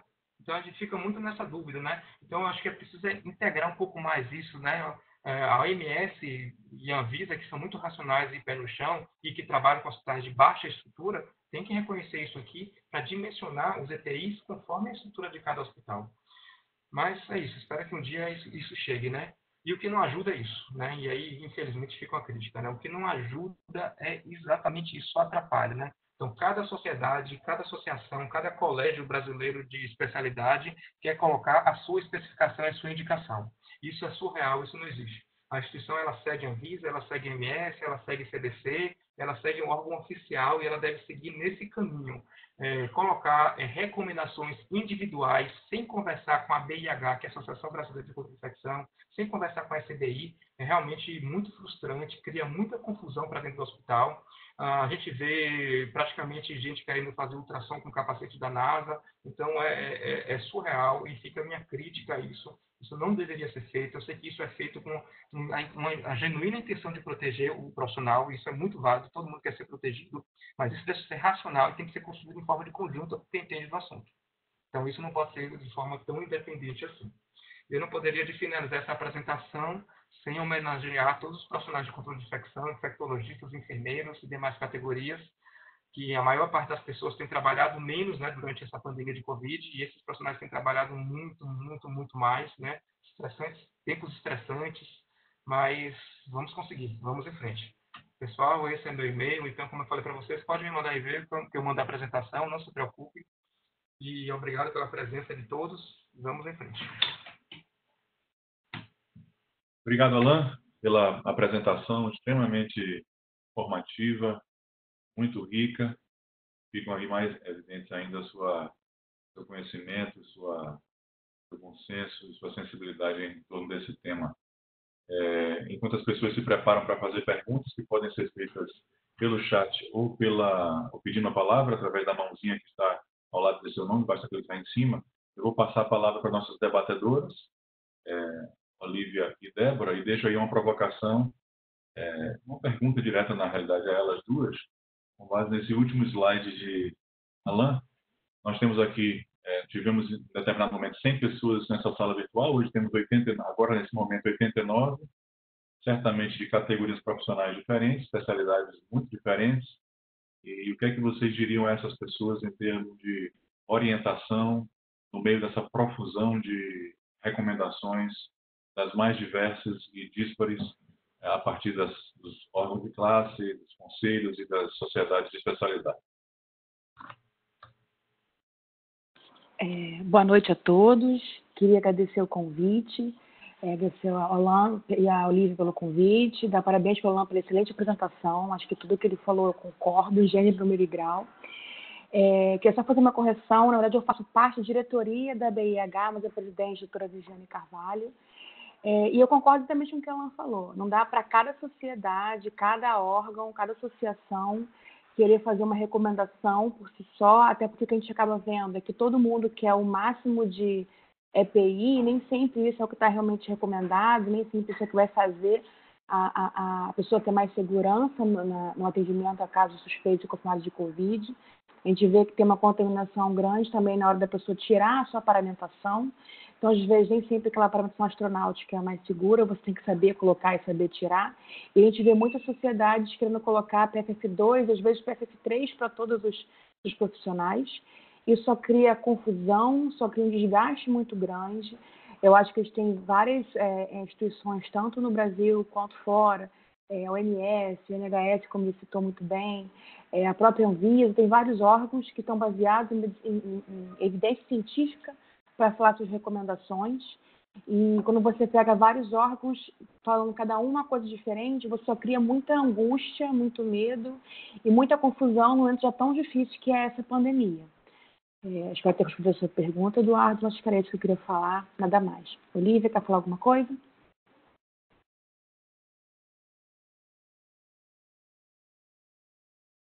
Olívia, seu microfone está desligado. Obrigado, Débora. Alan, parabéns pela aula. Não me surpreende quando você vai dar uma aula que é sempre muito embasada com artigos científicos. Eu acho que você foi muito feliz em quando colocar equipamentos de proteção individual, falar da parte respiratória, acho que é a grande dúvida. Queria fazer só uma pequena colocação. Eu e Débora, nós estamos na gestão da BIH, fazemos parte da diretoria na gestão 2019-2020. Dentro dessa nota técnica de EPI da Anvisa, alguns membros da diretoria participaram com as melhores das intenções e a gente acredita que tem muito que melhorar. Eu acho que talvez por essa questão da dúvida em relação ao que seria o procedimento gerador de aerosol, talvez esse etc. realmente não caiu bem, como aquelas outras questões que a gente já havia conversado, que é a indicação do EPI sem considerar a engenharia que o hospital tem. A gente passou também muito por isso, né? Indicar o EPI para aquele que tem leito com pressão, tem recirculação e aquele que não tem. Eu acho que a gente, no Manual da Anvisa, não fez essa consideração que é necessária e que você colocou aí na aula. Sobre a pergunta de Dr. Dazé em relação a questão das associações, enfim, dos equipamentos de proteção individual. Concordo com Débora, concordo com Alan. Para a gente que está num controle de infecção, tem sido muito difícil os órgãos colocarem os equipamentos de proteção individual e a gente, nos manuais, e a gente sempre comenta isso lá, e ela sempre fala isso, né? Que às vezes parece até mais um sindicato do que propriamente a associação. Eu acho que tem que seguir um racional, e esse racional tem que estar com a diretriz da OMS, da Anvisa, da BIH, do CDC, que são realmente os órgãos oficiais. Eu vi uma pergunta rapidamente aí sobre o duplo enluvamento, que a Alan não falou. Em alguns hospitais, e a Alan disse na aula, a gente tem que seguir esses órgãos, mas tem que fazer algumas adaptações mesmo, porque a gente não tem tantas evidências científicas para tudo. Então, nesse momento, e aí ela falou, eu vou botar aqui porque cada um faz o seu, a gente vai usando o racional que a gente tem, a literatura que a gente também tem disponível, vai fazendo o nosso protocolo de EPI conforme cada instituição, cada recurso, cada instituição tem. Não sei se eu respondi, doutor Dazé. Respondeu perfeitamente, muito obrigado. Eu estou vendo aqui algumas perguntas pelo chat. Tem duas perguntas muito diretas sobre a utilidade de usar duas luvas e também o papel do face shield.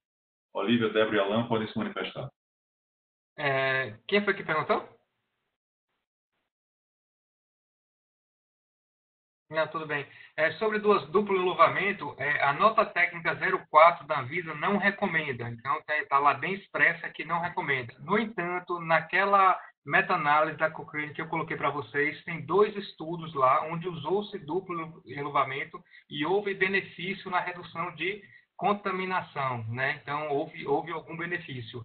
Eu não olhei individualmente cada estudo, eu só dei uma olhada nessa parte da meta-análise, dessa meta-análise, então depois dá para explorar um pouco mais, cada um de nós aí, do controle de infecção. No cardiopulmonar, a gente está utilizando como uma estratégia de retirada, até para facilitar a retirada de EPIs também. Então, a gente tem utilizado o duplo enluvamento lá no cardiopulmonar, a gente colocou, embora a Anvisa não recomende, pelo menos que até onde eu saiba, na última nota técnica 04, ela disse que não é recomendada. Mas tem esses dados da literatura favoráveis aí, que a gente pode explorar um pouquinho mais depois. Não sei se Olivia e Débora têm algo mais a comentar. Eu, particularmente, não gosto muito de dupla luva, mas acho que dependendo da situação que você está, se você está num grande salão de coorte, se você tem leitos individuais com paciente negativo ou não, foi o que o Alan falou, você tem que adaptar a sua realidade, ao EPI que você tem disponível, recomendado pela Anvisa, a sua realidade, sem sair muito do que eles recomendam. Então, já vi essa estratégia sendo tomada, né? As pessoas pensam, você está num grande salão com EPI completo, com capote, com máscara, com gorro, com óculos ou face shield, e você ficaria sem luva para você utilizar, então isso fala a favor de você usar dupla luva. Ao mesmo tempo, fico pensando, as pessoas já usam muito errado luva no contexto habitual de ambiente hospitalar. Você está com 2 luvas, será que você vai diminuir a adesão à higiene de mãos, por exemplo, que é tão importante? Então, assim, eu particularmente não sou muito fã de dupla luva, mas eu entendo o contexto que ela é utilizada, eu acho que uma equipe bem treinada, bem consciente, pode realmente ser benéfico, tem que ser adaptado a cada realidade de cada hospital. Ok. E a pergunta, obrigado, Débora. A pergunta seguinte era sobre o Face Shield, né? O Face Shield, ele sequer não é EPI, obviamente não tem CA, não é EPI, e sequer tem registro Anvisa. Então, ele não é nada, na verdade, assim, né? Então, assim, ele não tem registro Anvisa, ele não tem norma técnica, não tem ABNT. A RDC 356 agora colocou algumas especificações mínimas para o Face Shield. Então, para você ver que ele está começando a ser agregado, né? Embora ele já seja conhecido, né? Então, tem estudo demonstrando que ele reduz a exposição realmente a splash, né? A fluidos corpóreos em grandes, obviamente, em maior tamanho e gotículas. Obviamente, ele não protege contra aerosol, mas ele protege contra derramamento e exposições a grandes fluidos. Eu acho que ele vai ser, então, assim, cada vez mais incorporado. Então, já tem essa mínima agora especificação técnica da RDC 356 sobre o Face Shield, né? Tem pelo menos respeitar certos dimensionamentos, e já tem trabalho que mostra, e eu acho que uma coisa secundária da Face Shield é a preservação da máscara, né? Então, não sei se tem trabalho em relação a isso, provavelmente não tem, mas ele pode preservar e aumentar o tempo de uso de um respirador, por exemplo, na verdade, né? Não a máscara que ela vai ser descartada, mas de um respirador. Então, acho que é isso em relação ao Face Shield. Eu acho que ele vai ser cada vez mais incorporado agora. Assim como o influenza H1N1 trouxe o álcool gel e algumas coisas, a Covid vai trazer também certas coisas que vão ficar. Como esse webinar também, espero, né? Sobre o Face Shield, só para complementar, a gente não tem essas evidências, mas o que a gente sempre tem colocado lá no hospital, né? Quando a gente usa um óculos de ampla visão, que é todo fechadinho, o Face Shield parece ser desnecessário, digamos assim. Quando a gente usa o óculos não ampla visão, aí ele realmente parece ser mais necessário, porque ele faz uma proteção maior, e eu estou falando da parte ocular, tá? Não estou falando da parte de conservação de máscara ou qualquer outra coisa assim, estou falando da parte ocular. Olivia, aproveite e responda essa pergunta aqui, muito direta, que foi colocada aqui no chat. Qual é o antisséptico que deve ser usado para higienizar os EPIs? Bom, a gente tem uma série de antissépticos no mercado, à base de PHMB, quaternário de amônia. Todos esses estão indicados para a gente ver a desinfecção do material. O único que a gente fala aqui para ter cuidado, mas não pela desinfecção em si, mas para a conservação, é o álcool, porque muitas vezes pode fazer o desgaste daquele material. Mas do ponto de vista de descontaminação, a gente pode, eu vou falar aqui nome comercial, tá? A gente tem Oxivir, Optigerm, todos esses estão à base de quaternário, de peróxido, PHMB, que estão indicados pela Anvisa para desinfecção. Desinfetante de médio nível é compatível. Alan, tem dois comentários adicionais sobre Face Shield, protetor facial, insistindo um pouquinho na utilidade desse insumo. As pessoas estão dizendo que estão comentando que talvez o Face Shield fosse suficiente para prevenção das gotículas de exposição não aerosol, e um outro comentário dizendo que o protetor facial também é um importante instrumento para auxiliar a vida da UTI, na proteção das mucosas dos olhos. E o Face Shield substitui o óculos. Quer dizer, Face Shield faz um certo sucesso, Alan. Você quer... Pronto. Eu não conheço o artigo comparando cabeça a cabeça, desculpa, Nazar. Eu não conheço artigo comparando cabeça a cabeça Face Shield versus máscara. Eu acho que não tem. Eu posso até procurar em relação a isso. Então, não sei se substitui. Eu não substituiria. Eu acho que são... Eu acho que o comentário aqui, na maioria deles, se eu entendi bem, se refere ao Face Shield como complemento da máscara na proteção da mucosa ocular. São propósitos diferentes, né? Assim, a máscara é uma peça semifacial que protege boca e nariz, né? O Face Shield, ele pode complementar o óculos para a proteção da mucosa ocular, né? Então, acho que não sei se você entende direito. Eu sei que, assim, nos guidelines, ele recomenda um ou outro. Então, assim, ou Face Shield ou óculos. Aí, o que o Olivia falou, a gente acha que aquele óculos normal... esqueci o nome dele, Olivia, aquele óculos normal, ele não protege tanto. Então, a gente coloca o óculos normal e o Face Shield. Agora, se for um óculos de ampla visão, a gente tem recomendado apenas óculos de ampla visão. Essa é uma rotina, um guideline interno nosso, da gente. Mas eu acho que o Face Shield, sim, ele ajuda bastante a complementar o óculos e a máscara. Mas eu não acho que ele seja substituto, pelo menos por enquanto, da máscara. É substituto do óculos, talvez. Entendi. É difícil, gente. Não devia ter um engenheiro de trabalho aqui também, né? Não tem nenhum engenheiro de trabalho, né? Se tivesse, manifeste, por favor. Bom, tem outras duas questões que foram colocadas aqui, que são muito importantes. Uma delas é um questionamento sobre a alta taxa de infecção entre profissionais de saúde. É sabido, naturalmente, tem estatísticas à vontade, que em torno de 10% da força, 10% dos infectados, em geral, são pessoas que trabalham na área de saúde, e quando você lança esse número na mídia, a primeira impressão é de que esses profissionais estão sendo infectados pelo contato direto com o paciente. E provocar vocês, não parece ser esse o caso, né? Como é que esses profissionais de saúde estão se infectando? Alan, Débora e Olivia? Acho que tem dois Cs aí, né? Primeiro, lembrar, gente, que a gente está comparando coisas diferentes. A estratégia de busca em profissionais de saúde é totalmente diferente da estratégia de busca nos não profissionais de saúde. Então, é uma estratégia muito mais agressiva. Então, se você realmente pegar o número de profissionais infectados pelo número de profissionais totais, é muito superior essa proporção do que o número de pessoas infectadas sobre o número de pessoas total. Porque você testa demais o profissional de saúde. Então, tem essa variável, primeira, dois. E segunda, tem a variável que você não consegue, obviamente, determinar com 100% de certeza que essa exposição foi no ambiente de trabalho, né? A pessoa se expõe e se expõe muito mais e com muito mais risco até na comunidade, né? Então, é difícil você conseguir atribuir isso. Acho que essa proporção de profissionais de saúde infectados vai de 3% até 30% em algumas séries, mas a média é em torno de 10%.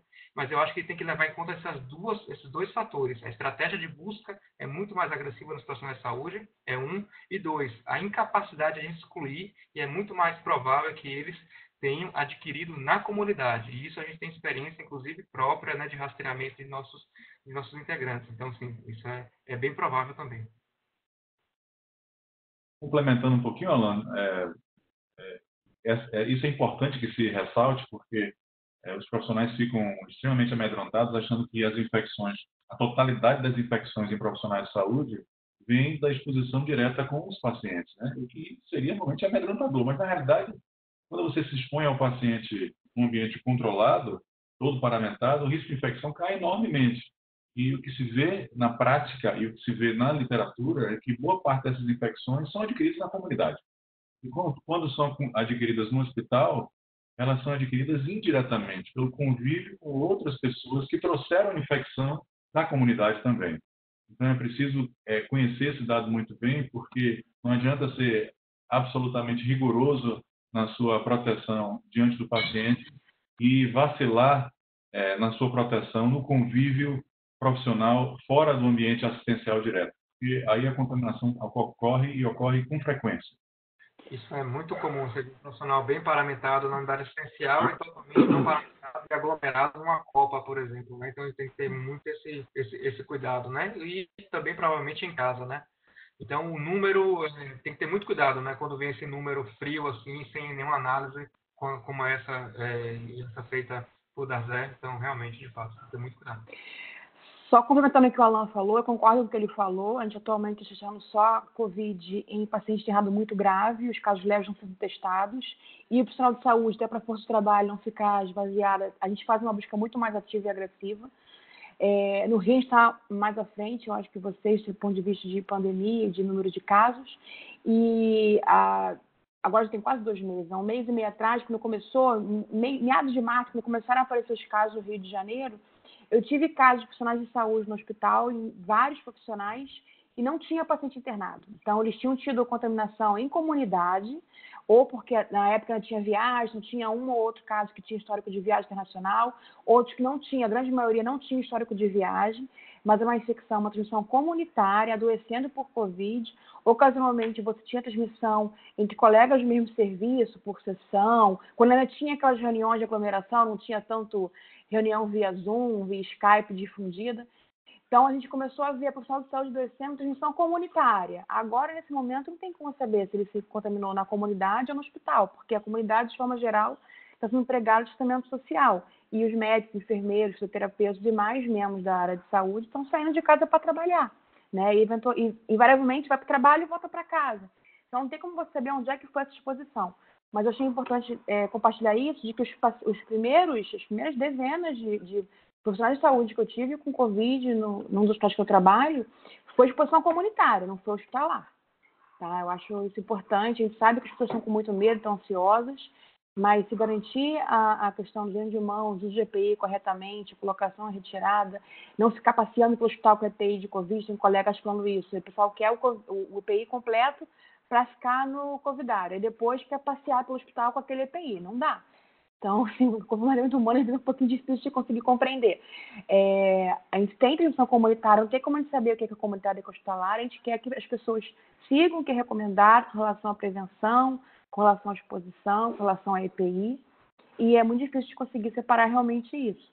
Mas acho que tem essa questão, né, de que você está fazendo muito mais, rastreando todos os sintomas respiratórios no ambiente hospitalar não só hospitalar, mas, enfim, ambulância, emergências, home care, você testa muito mais o pessoal da área de saúde, infinitamente, do que você testa os pacientes que não têm nenhum contato, não são da área de saúde, tem que testar só os casos mais graves, né? Então, acho que dá esse certo viés de profissionais de saúde infectados. Obrigado, Débora. Nós temos duas perguntas, duas mãozinhas levantadas na plateia virtual. Vou passar a palavra primeiro para Ricardo Salles, depois para Alexandre Dreyfus. Ricardo? Boa noite a todos aí e parabéns pelas apresentações, pela apresentação, Alan, bem clara. Me surpreende, de fato, a falta de padronização, né? Você levantou ao final, né, a questão das sociedades, o que é um fato realmente a gente observar, mas também a questão das cozinhas, né, que não existe lá também uma padronização clara do que deve fazer. Eu confesso que a confusão é grande na hora que você olha. Eu queria fazer um relato pessoal. Eu não tinha ido a São Paulo até o momento, né, desde o início da pandemia, mas aí esses últimos 4 dias eu tive que ir lá acompanhar um paciente lá no Einstein e eu queria passar esse relato aqui. A minha preocupação sobre me contaminar estava muito maior no trajeto, no avião, né, onde as pessoas estavam todas ali aglomeradas, não tinha coordenação na aeronave de distanciamento entre as pessoas, do que no hospital, que lá no momento tem mais de 80 pacientes internados com Covid, 43 em UTI, né? Mas um ambiente muito tranquilo, um ambiente que fora do gripário, né, digamos assim, dos locais dedicados aos pacientes com Covid, muito tranquilo. Assim, me surpreendeu assim, o fato do hospital estar funcionando num ambiente de muita tranquilidade. Eu queria passar esse relato aqui, porque fora do ambiente do Covid, a precaução muito similar ao que a gente está fazendo na rua agora, né? Acho que o risco de contaminação acaba sendo próximo, né? Fico na dúvida, de fato, o que vocês estão comentando sobre a contaminação até do próprio paciente, né, que está no ambiente não Covid, né, e passa durante um período no hospital e acaba saindo do hospital ou se contaminando durante aquele período, se não está relacionado também aos familiares quando visitam, né, porque o cuidado acaba também. Então, a minha pergunta é como é que os familiares estão sendo orientados no ambiente hospitalar com relação a esse tipo de precaução, né? E como está sendo a orientação intra-hospitalar da gente dividir justamente a questão de estar no ambiente com pacientes com Covid e fora do ambiente Covid. Você mostrou ali o stop sign, né? Mas existe uma regra de paramentação. Eu queria que você reforçasse isso um pouco. E eu sei que o objetivo da aula não era esse, mas eu queria ouvir um comentário seu, Alan, e das demais aí da Associação de Infecção Hospitalar, sobre a descontaminação ambiental, que todos os elementos que foram citados aqui são de remoção mecânica, né, de desinfecção mecânica. Mas e a física? Uso de raio ultravioleta, não só no ambiente, por exemplo, mas também no reuso, né? Eu vejo alguns colegas nos Estados Unidos colocando as máscaras N95 na caixinha do raio UVC, né, que demora um pouquinho mais, mas tem o FA e o VI, que é um raio mais rápido e que consegue descontaminar mais rápido. Eu queria saber se já existe alguma normativa brasileira para o uso de ultravioleta na descontaminação ambiental. Então, regras hospitalares e descontaminação ambiental. Eu queria ouvir um pouquinho sobre isso de vocês. Mais uma vez, parabéns aí pela apresentação. Valeu, então. Desculpa, Alan. Eu sei que acho que a Olivia vai ter mais coisa para falar com relação a isso, mas é porque eu tenho uma opinião muito forte com relação a ultravioleta e com relação à máscara. Já tem um documento não oficial da Anvisa, então uma resposta de um e-mail, na verdade, que a gente recebeu, que a Anvisa não autoriza nenhum tipo de repositamento de máscara N95. Você citou na pergunta a relação de uso, até citou que os Estados Unidos têm feito realmente estudos com relação a isso, de ultravioleta, hidroxietileno e outras substâncias, peróxido de hidrogênio, para isso em máscara especificamente. Eu sou contra, porque o que é limpo não pode ser desinfetado. E com relação ao ambiente em si, Pode ser uma estratégia ultravioleta? Pode, mas não adianta você colocar ultravioleta se você não teve a limpeza mecânica, a remoção mecânica daquela matéria orgânica. Você pode fazer a limpeza de infecção habitual com o sabonete, depois a solução de detergente, depois solução de antisséptico e depois quiser complementar, fazer além disso também ultravioleta, ok, mas ele não substitui o restante que tem que ser feito. Tá? E com relação especificamente à máscara, tem algumas coisas que a FDA está, até o MS, estão tentando fazer alguns estudos com relação a isso, mas a Anvisa já se pronunciou falando que, em termos de Brasil, eles não são favoráveis a esse tipo de procedimento para máscara. É isso aí, cara. Tá.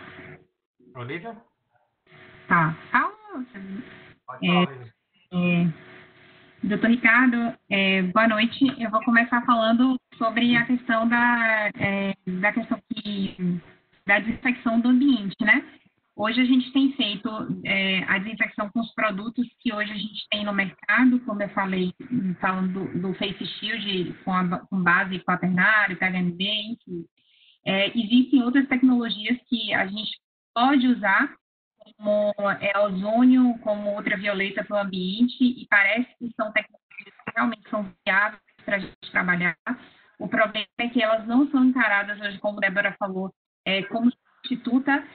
A Anvisa, por exemplo, o ozônio, ele pode ser colocado, mas a gente tem que fazer uma limpeza mecânica, e aí a gente fica com receio do ozônio, por exemplo, no ambiente, eu falo especificamente do ozônio, inativar o produto que a gente usou previamente, mas eu acho que são duas estratégias extremamente promissoras, agora em curto, médio prazo, ser utilizado, porque quando a gente fala em limpeza mecânica, eu acho que essa é a sua preocupação, a gente fala de pessoas, e pessoas podem ter falhado na limpeza. E essas estratégias da gente atomizar esse produto no ambiente, com certeza vai dar uma segurança muito maior para aquela área que a pessoa mecanicamente não conseguiu atingir. Eu acho que é bem promissor, sim. Para N95, para máscara, a Débora adiantou aí, falou, a Anvisa já se pronunciou que não. A gente até ficou bem surpreso que o CDC acabou colocando isso, publicando isso, por conta da questão de não ter esse recurso lá, e aí eles foram pressionados a, de fato, fazer a recomendação do reprocessamento, mas eu acho que a grande questão ela aparece, a gente até fez um teste lá no hospital para ver como é que ficaria essa máscara após o peróxido, e assim, olhando, ela parece que está ok, mas a gente não tem garantia se de fato ela vai estar filtrando conforme quando a gente abriu. Então, é esse grande questionamento. Vamos fazer um reprocessamento dessa máscara, mas será que a gente garante que ela vai filtrar aquela partícula conforme quando ela foi aberta? Então, fica esse questionamento aí. Muito embora, se a gente continuar com esse pico aí, a gente vai ter que pensar também nessas estratégias aí que a gente fala de guerra que Estados Unidos usou, enfim, né? É inevitável, né? Se realmente acontecer.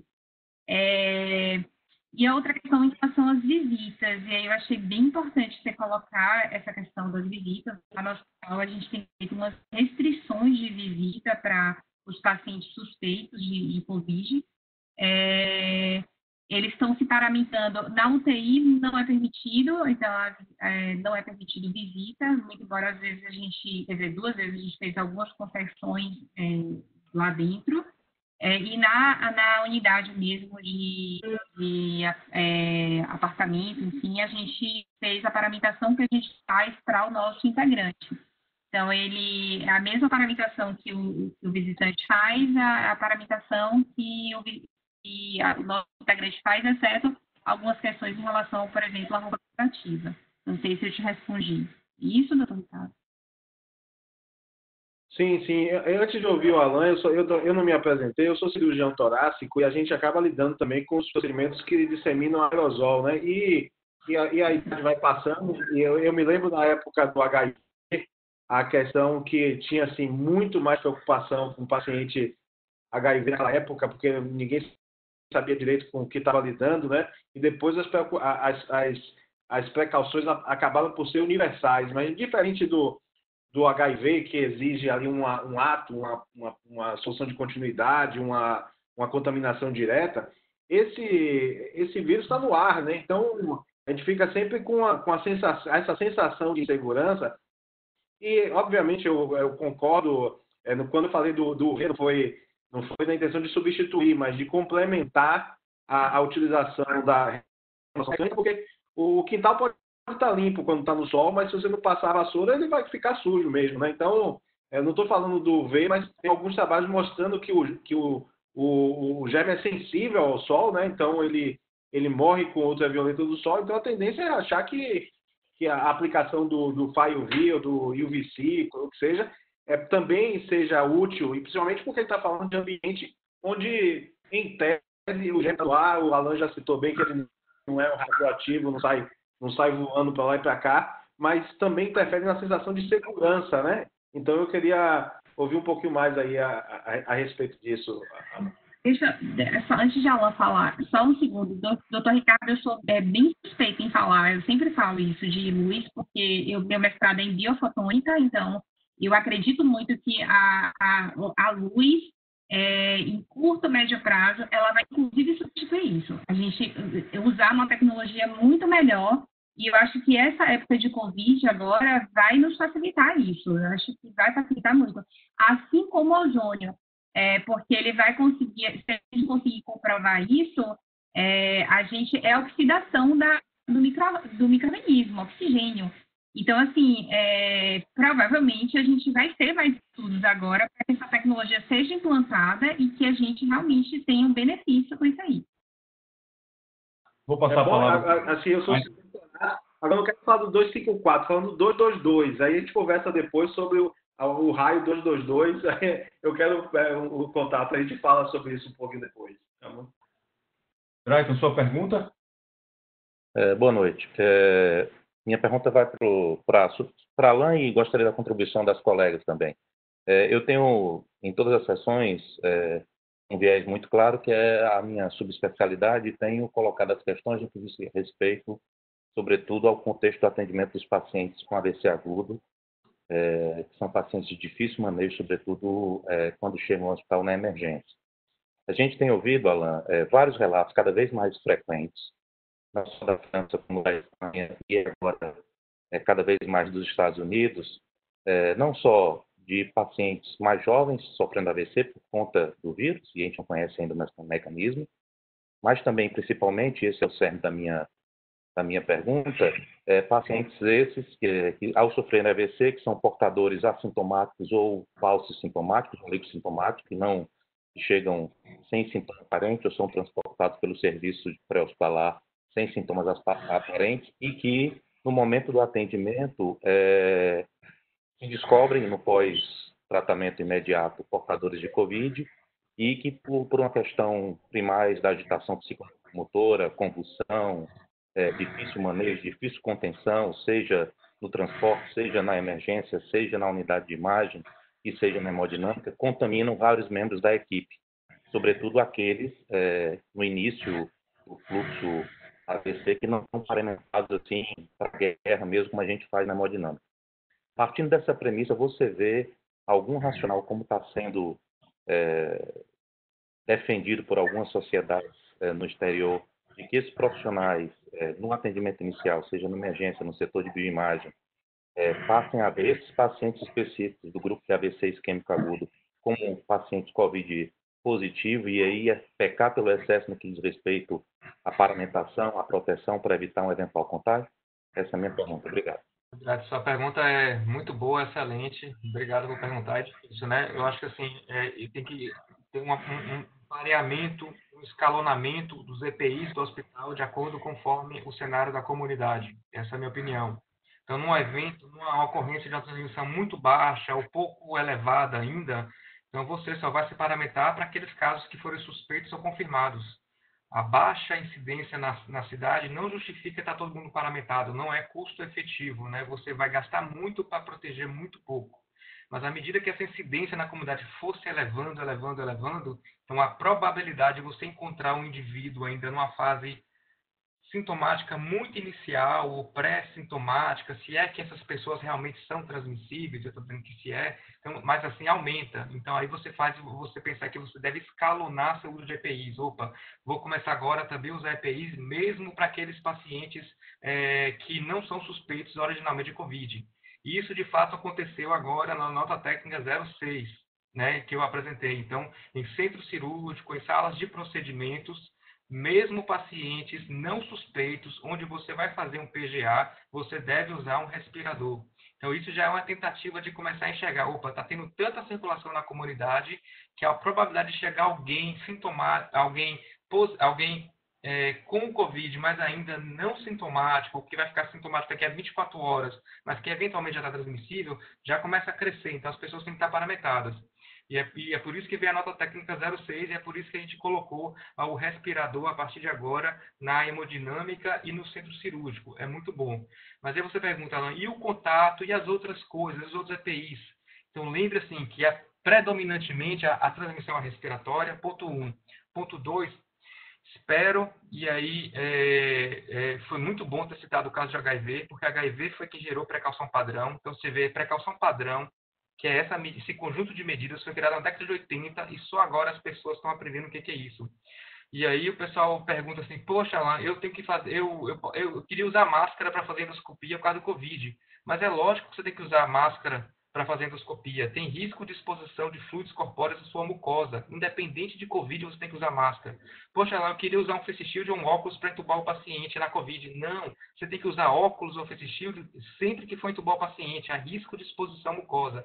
Isso chama-se precaução padrão. Todo mundo está em precaução padrão. Se a gente tivesse boa adesão à precaução padrão, metade das infecções hospitalares e transmissão desses vírus não aconteceria. Metade eu estou falando aqui chutando, mas eu acho que até mais que isso, entendeu? Precaução padrão é muito importante. Se eu vou examinar a pele de um paciente e essa pele não está íntegra, eu vou calçar uma luva, porque eu vou ter contato com pele não íntegra. Isso chama-se precaução padrão. Então, assim, se a gente tiver adesão à precaução padrão, higienizar sempre as mãos e adesão à precaução padrão, o resto, gente, até toma um conceito mais secundário. Então, Drayton, eu estou usando respirador para todo paciente na hemodinâmica e estou tendo precaução padrão, você está se protegendo tranquilamente. Acho que essa é a minha opinião. Obrigado, Alan. Então, a mensagem é titular a agressividade da estratégia de proteção de acordo com a situação epidemiológica da região onde você trabalha, região entendida como a cidade, o hospital, etc. Isso. E precaução padrão sempre, Zé. Precaução padrão sempre. Os médicos precisam aprender sobre precaução padrão. Precisam, de fato, aprender sobre todo paciente que tem precaução padrão. Então, qualquer risco de exposição de mucosa, eu vou usar máscara, vou usar óculos. Não é só em Covid, não. É sempre. Muito bem. Então, nós estamos chegando ao final do nosso webinar e tem duas perguntas remanescentes aqui que eu vou conduzir aos nossos 3 debatedores. A primeira delas é uma pergunta reincidente que eu esqueci de fazer anteriormente e estava na sua aula a resposta, Alan. Vou pedir que você responda essa. Qual é a real incidência de contaminação ou risco de contaminação de familiares por parte dos profissionais de saúde que podem estar potencialmente infectados? Vou deixar essa para você. E para Débora e Olívia, há uma pergunta aqui relacionada às câmaras de descontaminação que têm lançado propagandas disseminadas na internet. Não sei se vocês têm alguma experiência, mas a pessoa que pergunta, inclusive, ressalta a técnica, o material utilizado para descontaminação, que é hipoclorito e ozônio. Qual é a melhor? Primeira pergunta é se funciona e em que circunstância, e depois vocês me dizem se é com hipoclorito ou com ozônio. Alan? A pergunta, desculpa, é qual é o real risco de transmissão para os familiares, é isso? Risco de infecção de familiares por parte de profissionais de saúde. Conforme a gente conversou... E 10% na sua aula. Exatamente isso, né? Então, de 10%, se você tem... os estudos mostraram, né? Então, um estudo menor, mas muito conciso, muito concluente, americano, e um estudo chinês, mostraram que a taxa de ataque secundário para contactantes domiciliares foi de 10%, desde que você seja um paciente sintomático diagnosticado. Eu sou um paciente com Covid comprovada e sintomático, e a taxa de ataque secundário é de 10%. Esse foi o dado que a gente conseguiu até o momento. E ó, se esse paciente, se você for assintomático, então provavelmente isso é muito menor. Muito bem. Então, a segunda pergunta eu passo a palavra para a Débora e para a Olívia, diz respeito às câmaras de descontaminação. Qual o valor desse instrumento?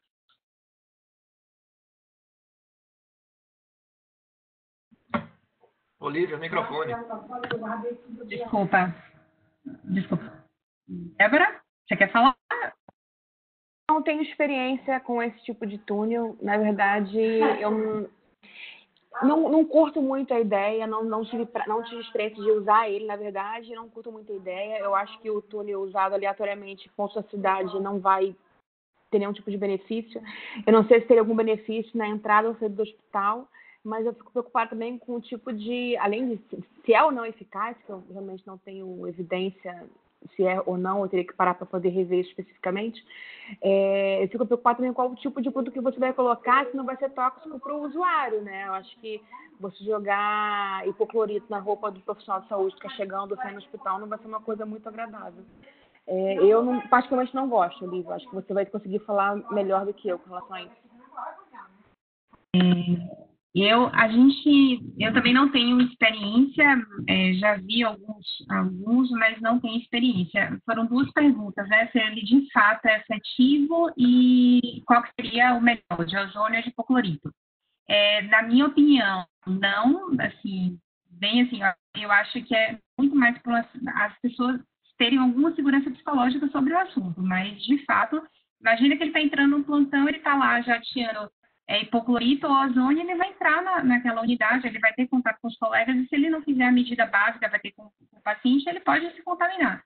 E na saída também, porque ele já pode ter se contaminado lá dentro do plantão. Então, na minha opinião, ele não é efetivo, talvez as pessoas mais leigas, elas encarem isso como uma coisa muito boa, mas quando a gente teve isso lá no hospital, a gente conversou muito com a hotelaria, que é bastante parceira, a Shane Pai, que é a diretora responsável, sempre foi uma decisão muito assim, entre investir nessa câmara e entre investir na tecnologia para limpeza hospitalar, invista na tecnologia. Então, se você tiver uma câmara e você tiver um ozônio para você fazer no ambiente, prefira o ambiente, isso vai ser mais efetivo, sem dúvida nenhuma. Em relação, se você tem uma câmara, se é hipoclorito ou ozônio, como a Débora falou, né? Imagina você está colocando hipoclorito, que é álcool totalmente tóxico, a depender da concentração, ele pode fazer alto nível, médio nível e baixo nível. Esse baixo nível não vai ser compatível para o que a gente espera. E se médio ou alto nível vai ser altamente tóxico para a pessoa. Ozônio, a gente não tem estudos, mas o ozônio é medicinal, entre um e outro, é esperado que o ozônio ele não cause mal para a pessoa. E sim, já o hipoclorito é uma substância química que provavelmente vai causar tóxico, vai causar mal à pessoa. Eu acho que tem duas questões aí. Uma questão é que você está tratando o contato que tem transmissão mais respiratória, né? Então, na câmara, você está praticamente matando, entre aspas, a parte do contato, mas não está contribuindo para a parte respiratória. Mas também é algo mais que você pode fazer. E a segunda coisa é se realmente ele contribui para realmente eliminar essa parte do contato, né? Qual é o produto? É hipoclorito? Qual é a concentração? Imagina, como o Lívia falou, tem uma concentração muito baixa, né? 0,02%, né?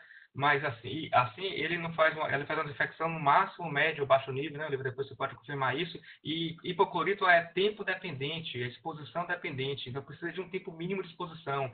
15 minutos, por exemplo, 20 minutos é um tempo de exposição mínimo, né? Lembra quando você coloca o seu hortifruti no hipoclorito, pelo menos 15 minutos. Então tem que ter um tempo de exposição. Você borrifa aquele aerosol ali, depois sai, aquilo ali fica mesmo, vai ter um tempo de exposição necessário. Então, assim, esse é o racional biológico para não usar, mas aí tem que ver estudos, tem que ver se realmente funciona. Eu realmente também não desconheço, é uma incógnita ainda para ver, mas Débora, aqui na Bahia está sendo usado, parece, nos hospitais públicos, o governo está comprando. Mas acho que a segurança psicológica disso deve ser imensa, imensa. Uma coisa, eu lembrava de ter visto isso rapidamente essa semana, eu recebi um documento, tem caminho para o Olívia, tem um documento da OPAS, falando que eles não recomendam esse de túnel, porque além de não ter uma evidência clara de benefício, tem questão do malefício para o usuário, do risco para o usuário. Então, a OPAS não recomenda. E isso que a Olívia falou foi muito legal, ela foi muito categórica. Entre investir isso e investir na desinfecção ambiental, a gente vai para o ambiente. Acho que isso foi, essa posicionamento de Olívia hoje que ela me falou foi muito legal. Foi ontem, né? Bem, muito obrigado a todos. Agradeço a todos os participantes. Agora, nesse momento, são 58. Nós atingimos o máximo da sala virtual, que foi 100 em determinado momento, na maior parte do tempo. Obrigado especial ao Alan pela excelente apresentação e as nossas debatedoras, a Olivia e Débora. Um agradecimento muito especial a Débora pela disponibilidade e por oferecer esse momento da experiência dela aqui conosco. Muito, muito agradecido mesmo. Volte sempre. Boa noite a todos e até a próxima quarta. Boa noite, pessoal. Obrigado. Boa noite, gente. Obrigada pelo convite. Até a próxima. Obrigada, gente. Boa noite. Obrigada, Débora.